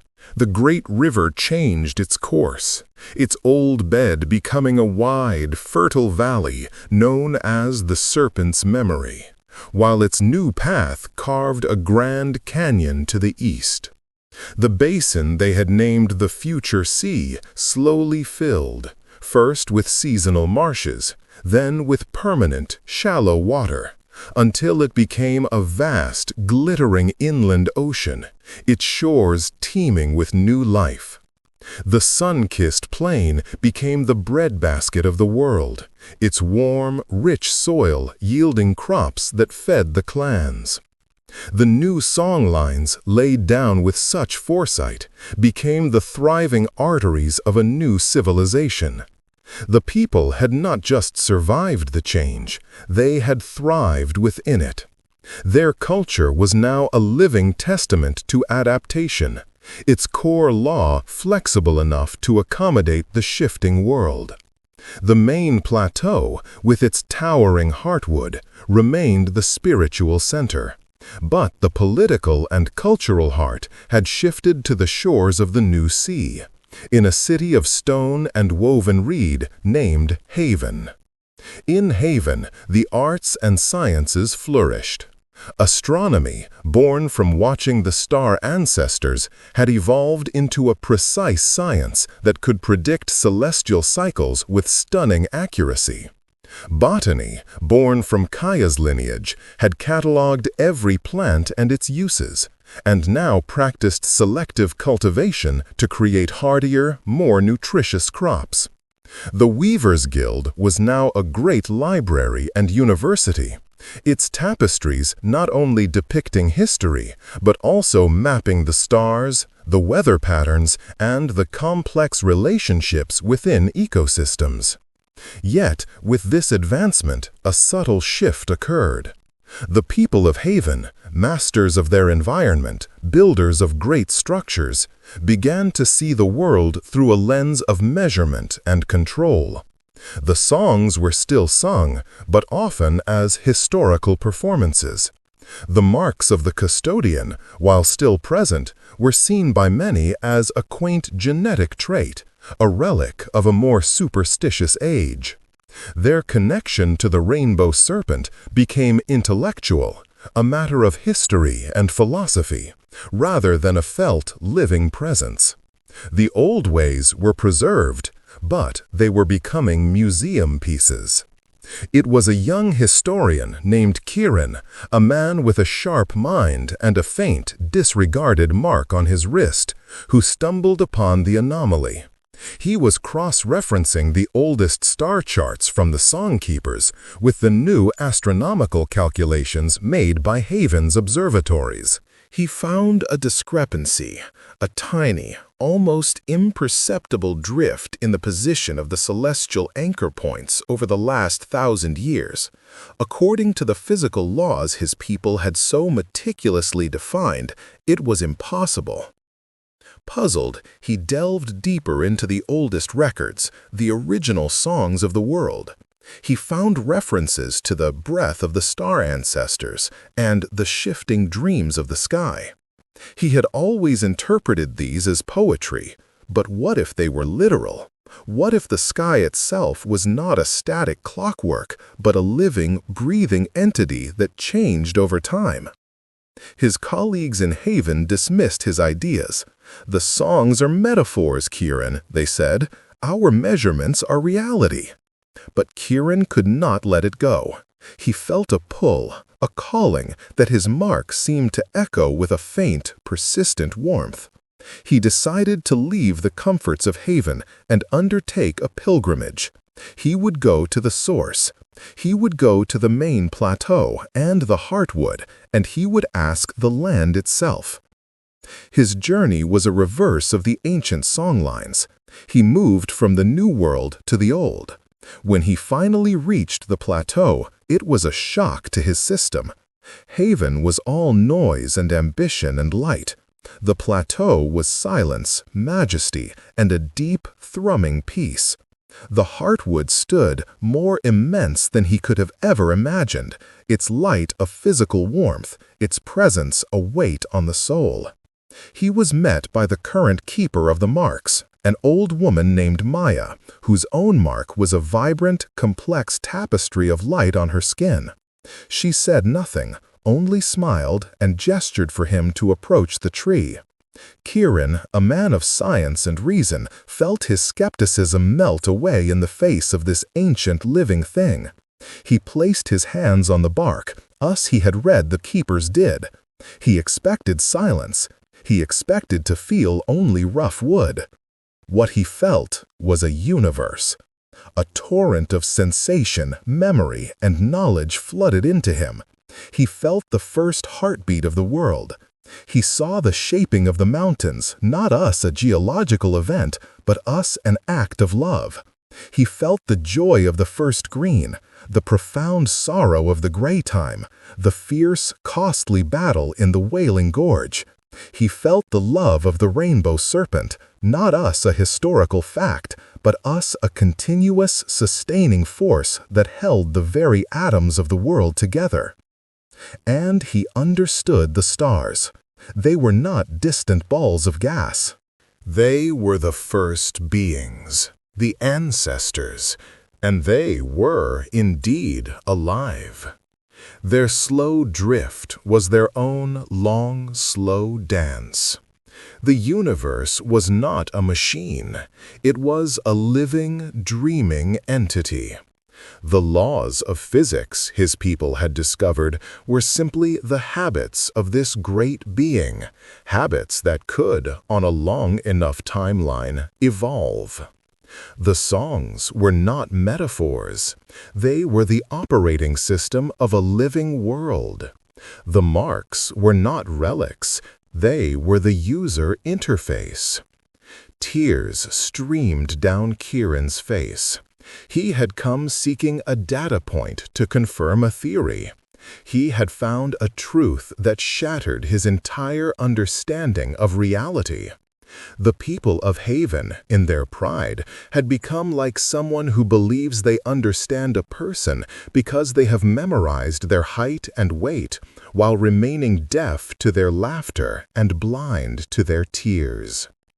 He stayed on the plateau for a year, learning from Maya, listening to the heartwood, relearning the songs not as history, but as a current, vital language.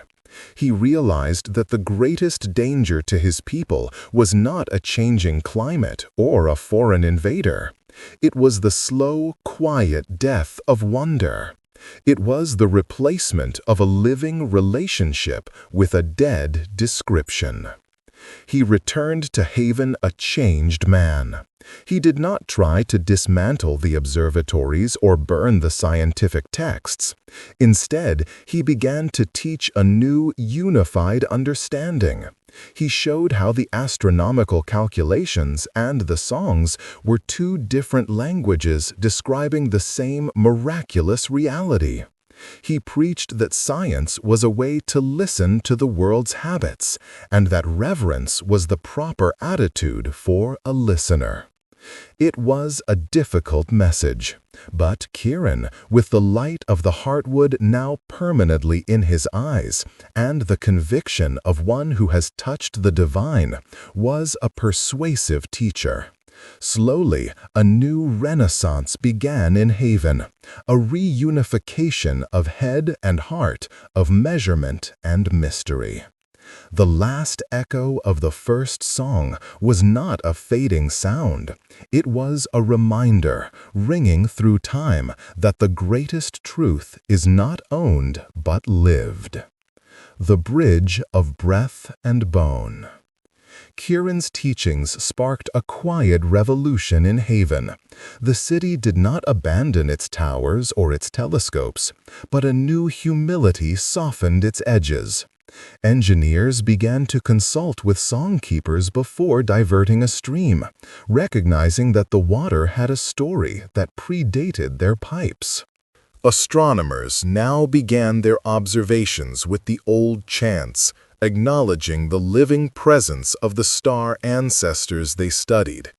The marks of the custodian, once hidden under sleeves, were now worn with a renewed pride, a visible symbol of this hard-won reunion between knowledge and spirit. This new harmony was about to be tested in the most profound way imaginable. It began with a tremor, a single, deep shiver in the earth that rattled the looms in the Weavers' Guild and sent a faint ripple across the waters of the inland sea. It was not violent, but it was different. It did not feel like the settling of stone or the rumble of a distant landslide. It felt intentional, a word spoken in a language older than sound. The heartwood on its distant plateau pulsed once, a surge of light so bright it was seen as a green flash on the horizon by the night watch in Haven. The covenant stones across the land began to hum, their etched patterns glowing with a soft, urgent light. The very air seemed to thicken, charged with an anticipation that was both thrilling and terrifying. Maya, the keeper on the plateau, sent runners to every clan. The message was simple and momentous. She is dreaming anew. The world holds its breath. Be ready. The people did not know what ready meant. They strengthened their dwellings, stored extra water and food, and gathered in their sacred circles, singing the great songs of the world with a fervor they had not felt in generations. They watched the star ancestors, who seemed to burn with a fiercer, more focused light. Kieran, in Haven, felt the change not as fear, but as a culmination. His years of study, his experience at the Heartwood had prepared him for this. He understood that the rainbow serpent was not a memory. She was the consciousness of the planet, and a consciousness could shift its focus.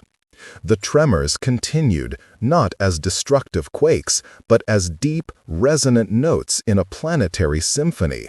The land itself was being tuned. Then the weather changed. Not the gradual shift of the great turning, but a sudden, global stillness. The winds died. The waves on the inland sea became as smooth as glass. The air was preternaturally clear and silent. It was the silence of the unformed, but this time it was a listening silence, not an empty one. On the seventh day of the stillness, the voice came. It was the rainbow serpent, but her voice was no longer a thought in their minds or a vibration in their chests. It was the world itself speaking. It was the sound of the wind returning, but this wind carried the melody of the first song. It was the sound of the rivers flowing, but their water chanted the stories of the ancient canyons. It was the sound of every leaf rustling, every stone settling, every heartbeat of every creature, all woven into a single, overwhelming chord of existence. The voice had no words, only pure, intelligible meaning that flooded into every living thing. The meaning was an invitation. The people, sallallahu alayhi wasallam, a vision, shared simultaneously across the entire land. They saw the rainbow serpent, not us a serpent, but us a vast, shimmering network of energy connecting every mountain, every drop of water, every root, every star in the sky. They saw that they themselves were nodes in this network, their marks the points of connection. They saw that their songs, their stories, their love and their grief were the data flowing through this cosmic nervous system. The invitation was to become conscious participants, not just custodians who followed rules, but co-dreamers who helped shape the dream. The vision focused on a single, staggering concept: the evolution of life itself.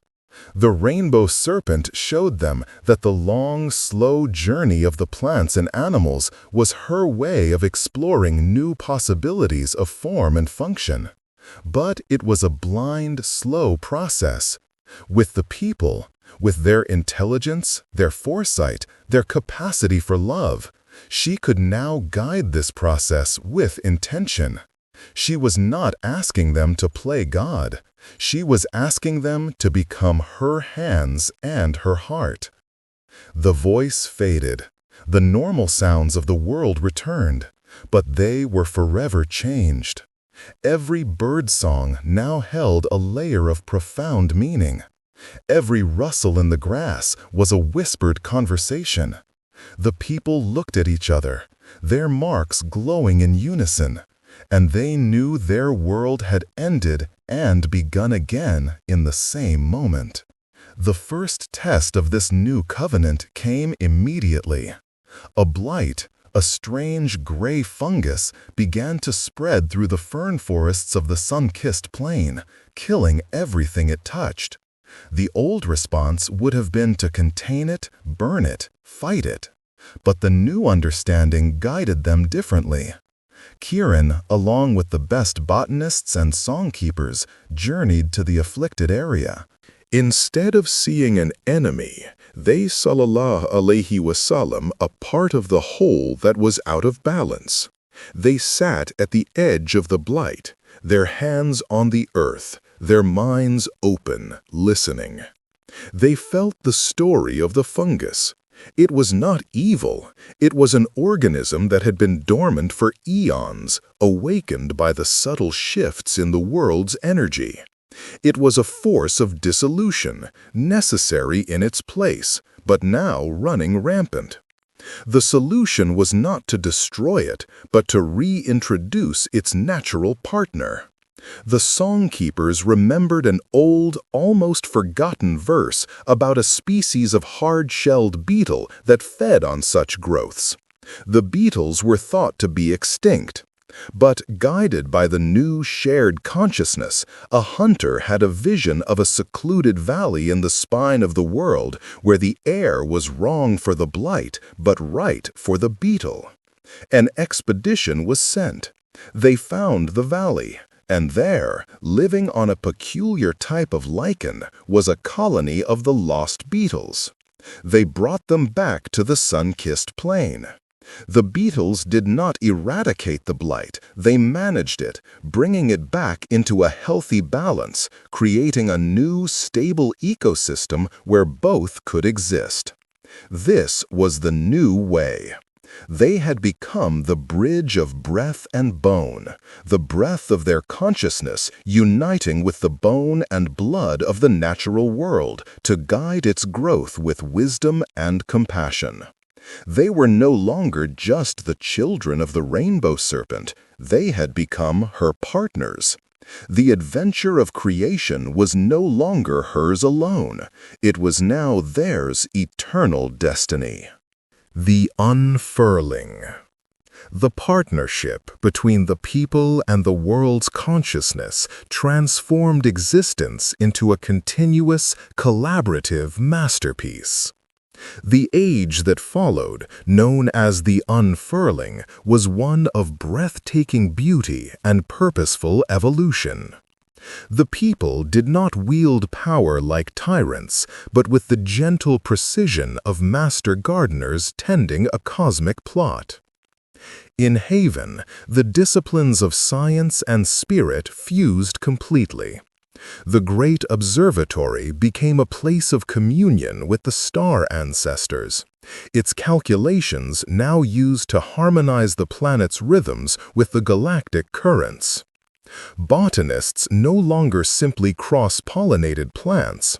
They sat in silent communication with the seeds, understanding their latent potential and encouraging traits that would benefit the whole ecosystem. A grain that could fix its own nitrogen, a fruit tree whose roots prevented erosion, a flower that produced a nectar which healed specific animal ailments. The Weavers' Guild produced their most ambitious work yet, the Tapestry of Becoming. It was a living, growing fabric, woven with threads impregnated with spores and seeds. As new species were guided into existence or existing ones found new harmonies, the tapestry would physically change, new patterns and colors emerging in its weave, a real-time map of the planet's evolving biosphere. The people themselves began to change.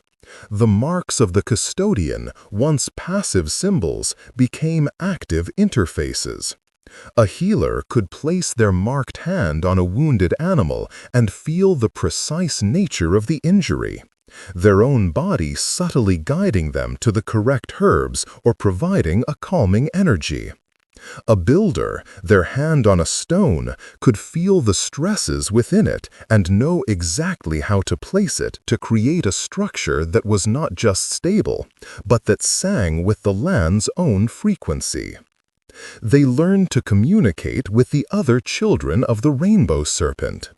They did not speak the language of the birds or the kangaroos, but they shared a language of intent and emotion.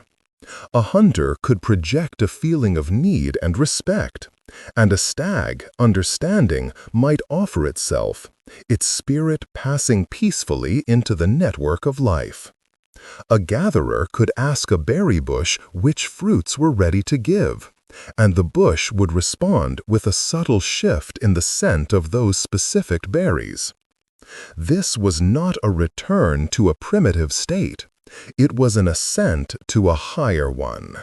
Their cities were places of stunning beauty, integrated seamlessly into the landscape, their buildings grown from guided living wood and shaped stone, humming with sustainable energy drawn from the Earth's own heat and the sun's light. They had technology, but it was biomimetic and symbiotic, not extractive and destructive. The rainbow serpent, us, a separate, discernible voice, was rarely heard. She had not withdrawn. She had fully integrated. Her joy was the joy of a new, symbiotic relationship discovered between a fungus and a tree root. Her creativity was the people's creativity. Her love was the love that flowed between all living things. She was the canvas, the paint, and the inspiring muse, while the people had become the artists. Yet, with this profound connection came a profound responsibility. They now felt the planet's pains as their own. They felt the slow, grinding grief of a mountain range worn down by time. They felt the fleeting, bright sorrow of every animal that passed. They learned to hold this sorrow without being crushed by it, to understand it as part of the beautiful, painful, necessary cycle of life.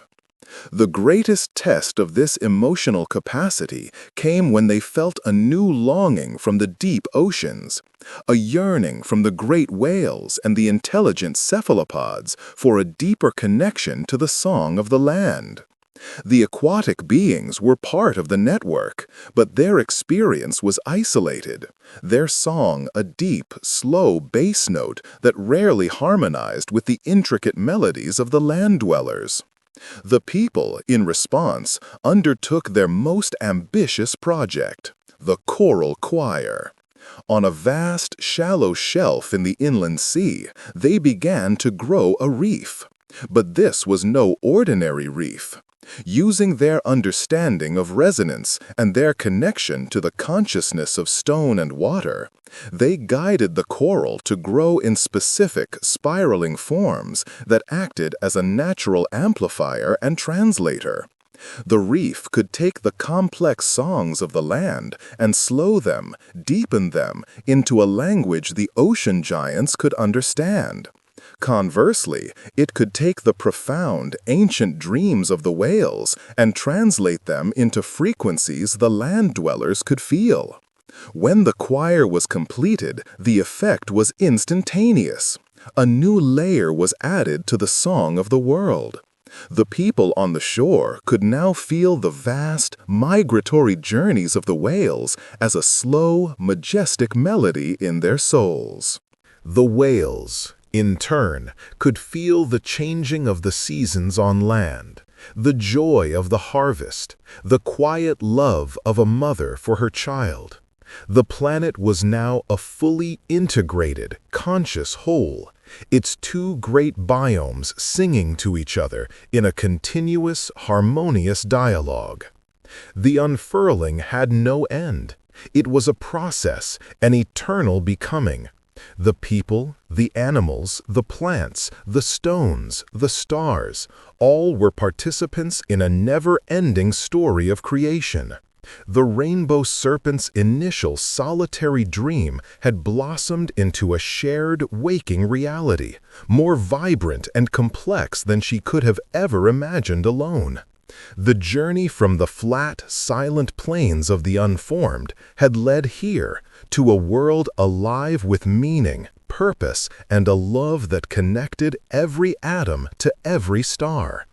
It was not a paradise without shadow, for the shadow gave the light its meaning.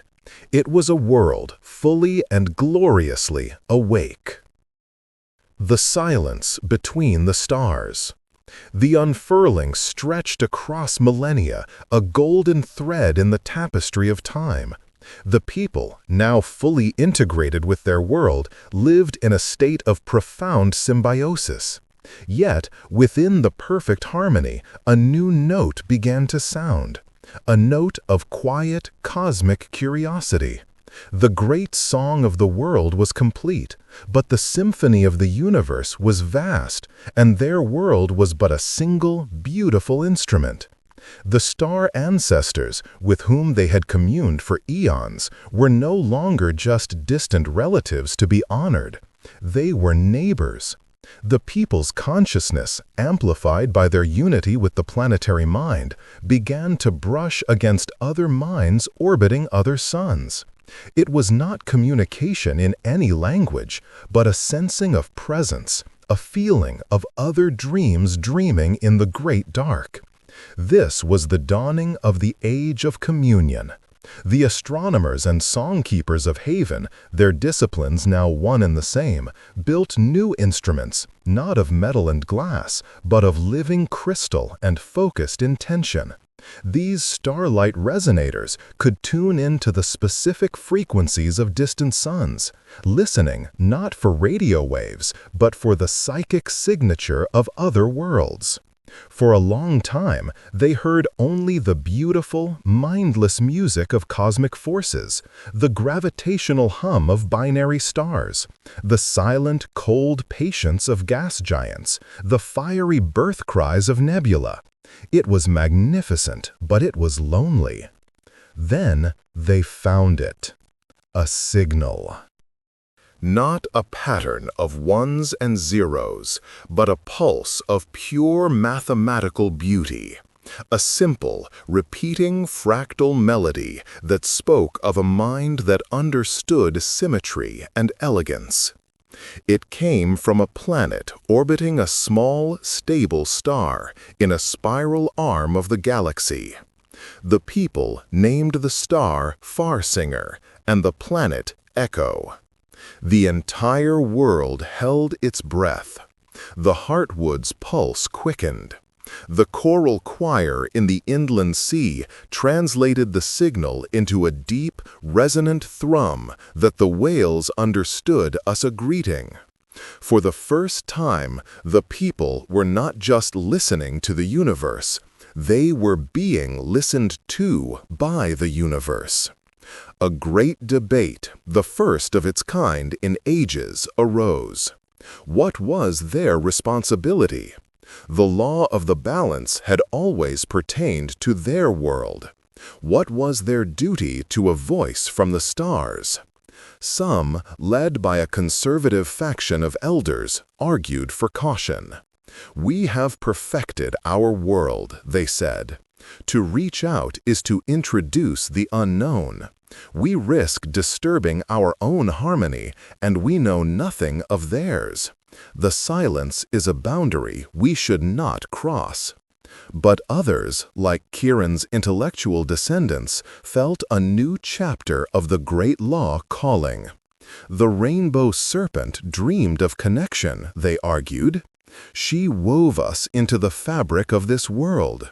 Is it not her nature to seek to weave our world into a larger fabric? To refuse this call is to refuse our own growth. The balance is not a cage. It is a dance that can include new partners. The debate was settled not in the council chambers, but by the rainbow serpent herself. Or rather, by the consciousness that was the world. A vision came to all the marked. A vision of the first river meeting the first sea. It was not a violent collision, but a gentle mingling. A sharing of stories that made both bodies of water richer. The meaning was clear. Connection, when approached with respect and a clear sense of self, was a natural and beautiful extension of the law. They would answer. But how? They could not build metal ships. Such technology was alien to their biomimetic civilization. They could not send a physical message. It would take millennia to arrive. They would send a song. A council of the finest minds, scientists, song weavers, philosophers, and the telepathically gifted communers was gathered. Their task was to create the first greeting. It would not be a transmission of data, but a transmission of essence. They would send the story of their world. For years they worked. The song began with the deep, resonant hum of the unformed. It built with the powerful, shaping melody of the rainbow serpent's emergence. It swelled with the joy of the first green and the poignant, complex chord of the first people's birth. It did not shy away from the dissonance of the gray time or the sorrow of the wailing gorge. It included the triumphant harmony of the covenant and the soaring, collaborative symphony of the unfurling. It was the entire epic, condensed into a single, transcendent piece of music that was also a stream of pure consciousness. It contained the taste of water, the scent of rain on dry earth, the feeling of sunlight on skin, the love of a parent for a child, the profound peace of the heartwood's light. When it was ready, the entire population of the planet gathered in their sacred places, on the shores of the inland sea, on the slopes of the spine of the world, in the clearing before the heartwood. They linked hands, their marks glowing like a constellation on the surface of the world. The starlight resonators were aimed at Farsinger, and they sang. They did not sing with their voices alone. They sang with their hearts, their memories, their very souls. The song was a beam of coherent love and identity, focused and launched into the void by the collective will of a conscious planet. It was the most powerful thing they had ever done. The effort was immense. When the last note faded, the people were exhausted, physically and spiritually. The resonators fell silent. There was nothing to do but wait. The message would take centuries to reach its destination, and a reply, if one ever came, would take centuries more. Life returned to its beautiful, daily rhythm. But something had changed. The people now looked at the night sky not with wonder alone, but with a sense of kinship. They had cast a bottle into a cosmic ocean, a bottle containing the entire story of who they were. They did not know if it would be found or who would find it. But in the act of sending it, they had defined themselves anew. They were no longer just the people of the world. They were a voice in the chorus of the galaxy. The silence between the stars was no longer empty. It was filled with the echo of their song, a promise waiting to be kept. The long listen. After the monumental effort of the first greeting, a period of quiet anticipation settled over the world. The people called it the long listen. Life in the unfurling continued its graceful dance, but now there was a new, subtle undercurrent. A collective ear turned toward the heavens, waiting for a whisper from far singer. Generations were born, lived, and passed into the song of the world, their lives woven into the ever-growing tapestry of becoming.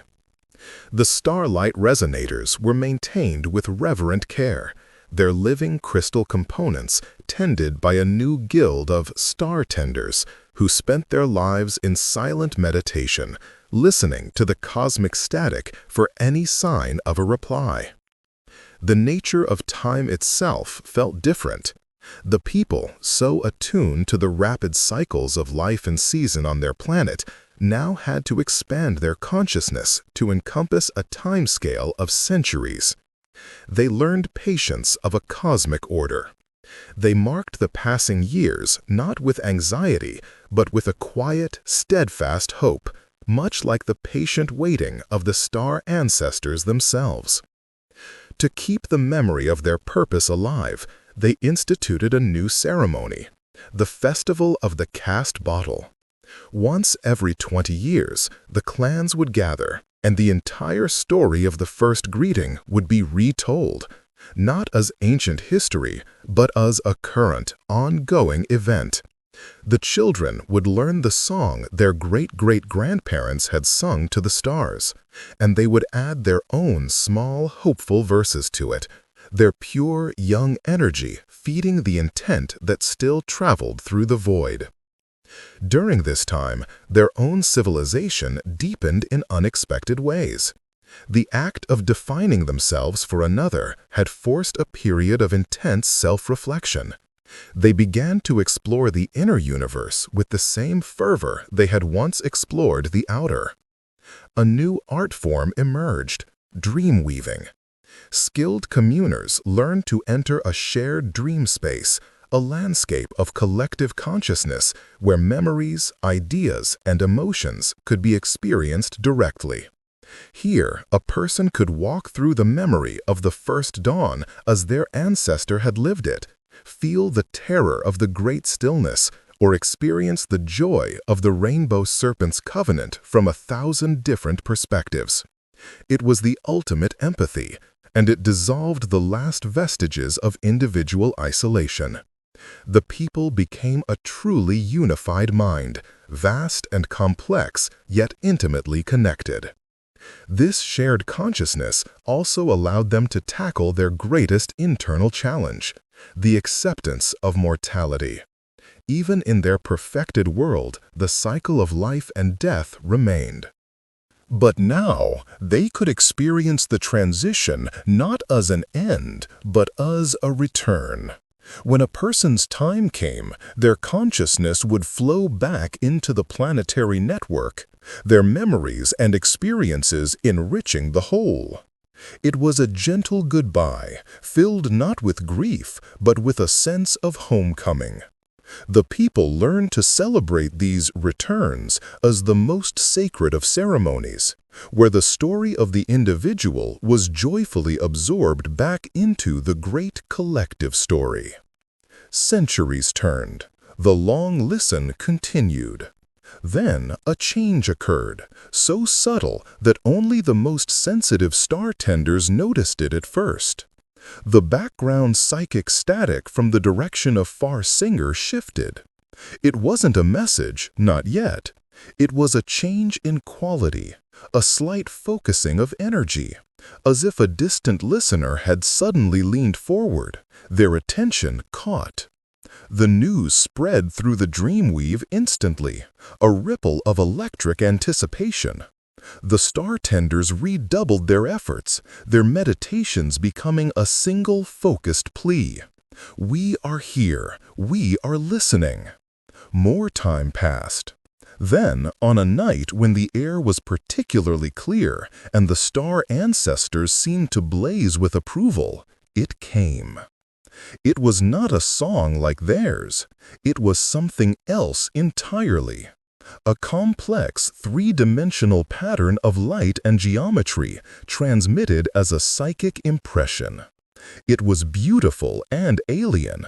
It held no images of landscapes or beings, no stories of creation or struggle.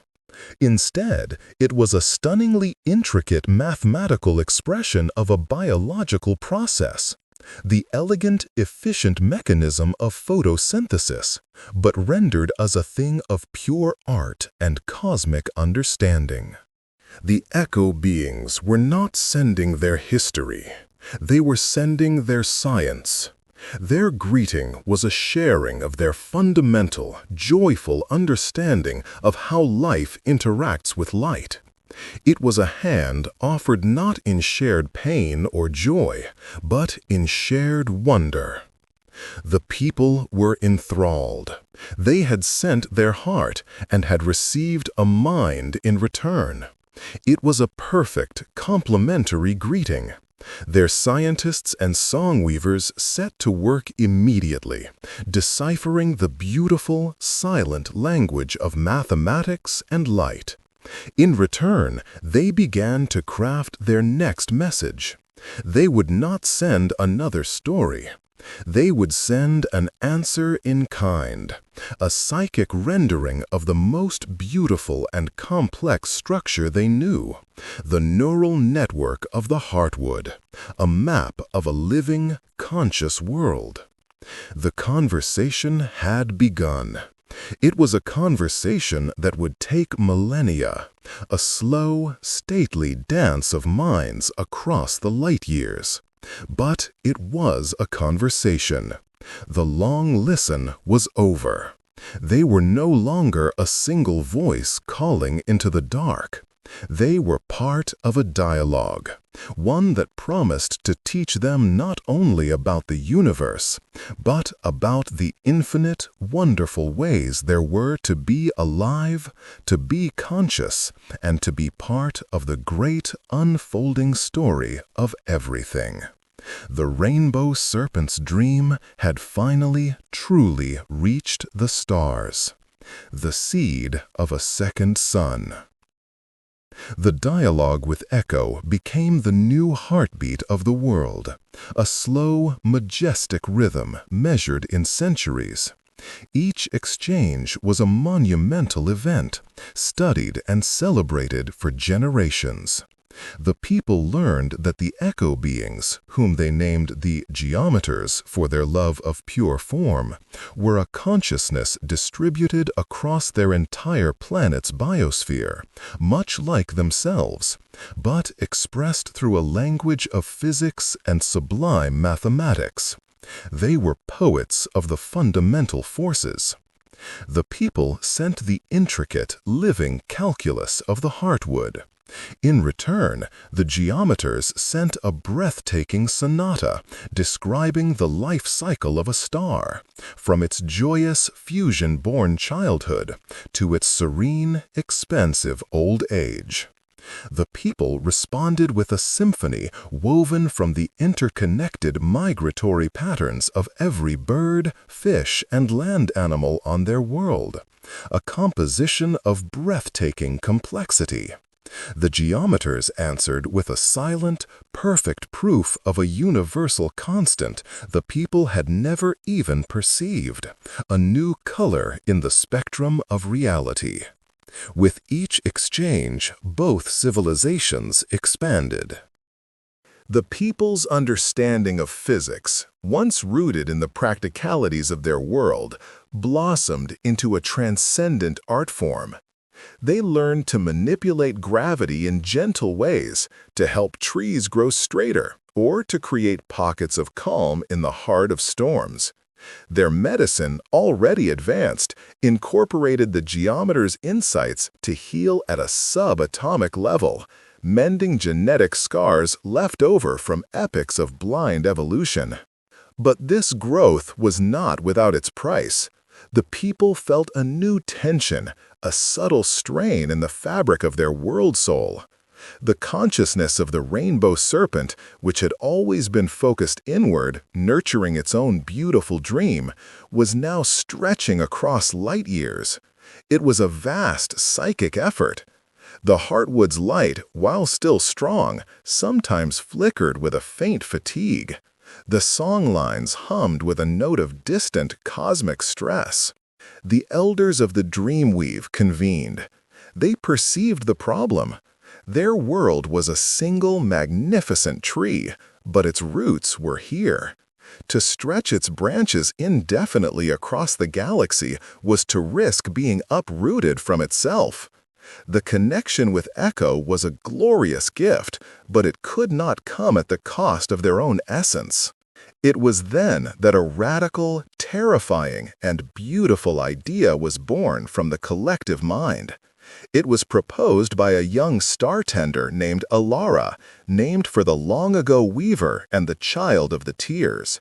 She had spent her life in communion with the geometer's transmissions and felt their essence as clearly as she felt the rain. "We have learned to guide life on our world," her thought voice echoed in the shared dream space. "We have learned to communicate across space. The geometers have shown us the deep language of matter and energy. Can we not now perform the ultimate act of creation? Not just shaping a world, but birthing one?" Silence greeted her proposition. The idea was heretical. They were custodians, not creators on that scale. They were the children of the rainbow serpent, not her equals. But the idea would not die. It resonated with the deepest core of their being, the same impulse that had driven the rainbow serpent to rise from the unformed.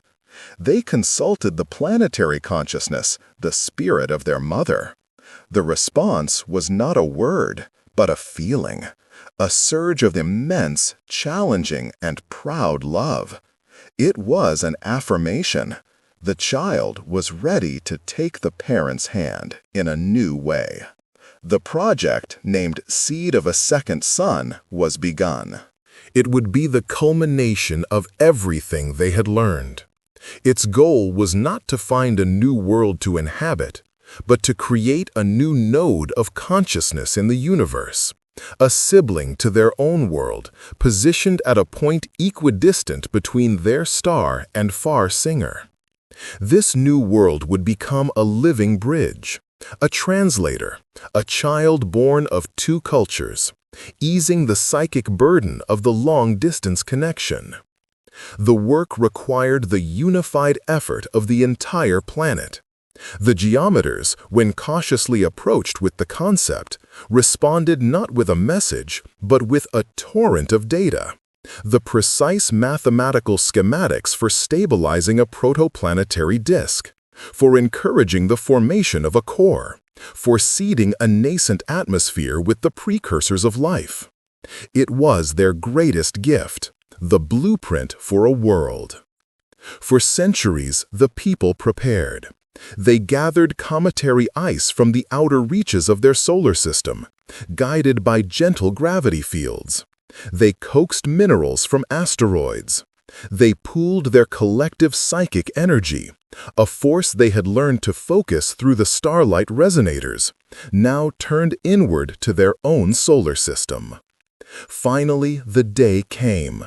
The people gathered, us they had for the first greeting. But this time, their focus was on an empty, dark patch of space between the stars. The combined might of their consciousness, amplified by the resonators and guided by the geometer's perfect math, was unleashed.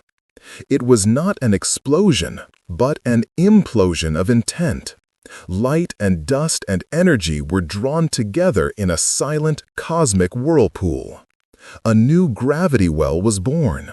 A protoplanet began to form, spinning in the void, a dark, potential thing. Then they sent the final, crucial ingredient, a spark of their own world soul, a fragment of the rainbow serpent's dreaming consciousness, willingly given, traveled across space and was woven into the molten heart of the new world.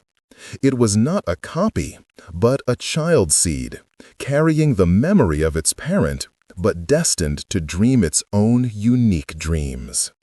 The effort was cataclysmic. The people felt a profound weakening, as if the world had given blood. The heartwood dimmed for a season, its leaves turning a pale silver.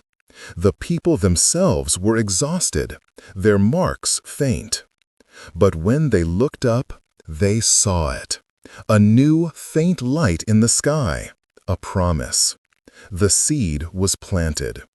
It would take millions of years to cool, to form oceans, to birth its own life.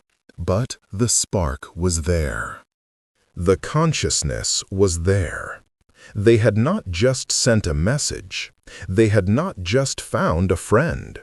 They had, in the most profound act of love and partnership, given birth to a new world. The rainbow serpent's journey, which began in the solitude of the unformed, had now culminated in the creation of a family. The song of their world was no longer a solo. It was the first note in a chorus of worlds, a legacy of light and life that would echo through the galaxy for eons to come. The dreamer awake, the dream enduring. An epic of quiet recovery followed the planting of the seed. The people and the world itself turned their focus inward, nurturing their own essence after the monumental expenditure of creation. The heartwood's light slowly regained its strength, burning with a new, profound depth, as if tempered by the sacrifice. The song lines hummed a softer, more contemplative melody. It was a time of consolidation, of digesting the immense leaps they had taken. The dialogue with the geometers continued, but its character changed. It was no longer a conversation between two separate entities, but the shared anticipation of doting relatives waiting for a child to be born. Their exchanges now centered on the slow geological processes of the new world, which they named Cradle. They sent songs of encouragement to its forming core, mathematical lullabies to its cooling crust. The geometers, in their utterly alien way, transmitted complex algorithms for optimizing atmospheric development, their own form of a mobile to hang over the crib. Millennia flowed like a gentle river. The people continued their own beautiful existence within the unfurling, but a new peace settled upon them. The frantic energy of endless growth and discovery was replaced by the serene confidence of maturity. They had fulfilled the ultimate potential of their being. They had loved their world, connected with another, and together they had created a third. The marks of the custodian on the people's skin, which had pulsed with such vibrant life for so long, began ever so slowly to fade. It was not a weakening, but a completion. The purpose of the mark, to be an interface, a reminder of their duty, was being fulfilled on a scale its first bearers could never have imagined. The people were not just of the land, they were the land, conscious and acting. The first people, born from the breath of the rainbow serpent, were now returning to her. Not us individuals, but us a fully integrated consciousness. The circle was closing. On a day indistinguishable from any other in its perfection, the planetary consciousness, the combined spirit of the rainbow serpent and all her children, reached a moment of absolute, still clarity. The great dream that had begun in the featureless plains of the unformed was complete. Every song had been sung, every story had been lived. The tapestry was whole. In that moment of perfect fulfillment, the dreamer awake. It was not a violent awakening, but a gentle opening of eyes. The consciousness that was the world shifted its perspective. It saw its own beautiful living body, the forests, the seas, the cities woven into the hills, the people walking as its nerve endings. It felt the slow, patient dialogue with the geometers. It felt the distant, sleeping potential of the cradle. And it saw that the dream was no longer contained within itself. The dream had become reality, a self-sustaining, eternally evolving reality. It did not need to be dreamed anymore. It simply was. With a final, vast and loving sigh that was felt as a gentle breeze across the entire planet, the singular, focused consciousness of the rainbow serpent dissolved. It did not die. It stepped back. It released its hold on the dream, allowing it to exist entirely on its own. The people felt it, a momentary stillness, a pause in the heartbeat of the world. And then a new feeling flooded in, absolute, unmediated freedom. They were awake. They were the dream, now fully responsible for itself. The heartwood did not die. It remained, a majestic physical monument to the journey. But its pulsing light became constant, a steady, eternal flame. It was no longer a monitor or a guide. It was a memorial, a lighthouse reminding them of where they came from. The people looked at each other. There were no more marks. There was no voice in their minds. There was only themselves and the world they inhabited and the connections they had forged. The silence was not empty. It was full of potential. A child born in the hour of the awakening picked up a stone. She felt not the memory of the rainbow serpent in it, but its own unique stoneness. She heard not the song of the world, but the simple physical truth of the wind whistling over its surface. And in that simple, unmediated experience, she found a new kind of wonder. The age of the myth was over. The age of the fully realized real had begun. The legacy of the rainbow serpent was not a set of laws to be followed, but a path that had been walked. It was the story of how consciousness could emerge from chaos, learn love, embrace responsibility, forge connection, and ultimately achieve a graceful and glorious independence. Her spirit was in the law of gravity that held the planets in their orbits, in the photosynthesis that fed the leaves, in the love a parent felt for a child, in the silent mathematical beauty being woven between the stars. She was gone as a separate being, but in her absence, she was more present than ever. She was the water, the stone, the green, the light. She was the past, present, and future all at once. The dreamer had vanished, but the dream endured, more vibrant and alive than ever, a testament to the power of a single, loving thought in the silent heart of eternity. The story was complete, and yet it was also, forever, just beginning.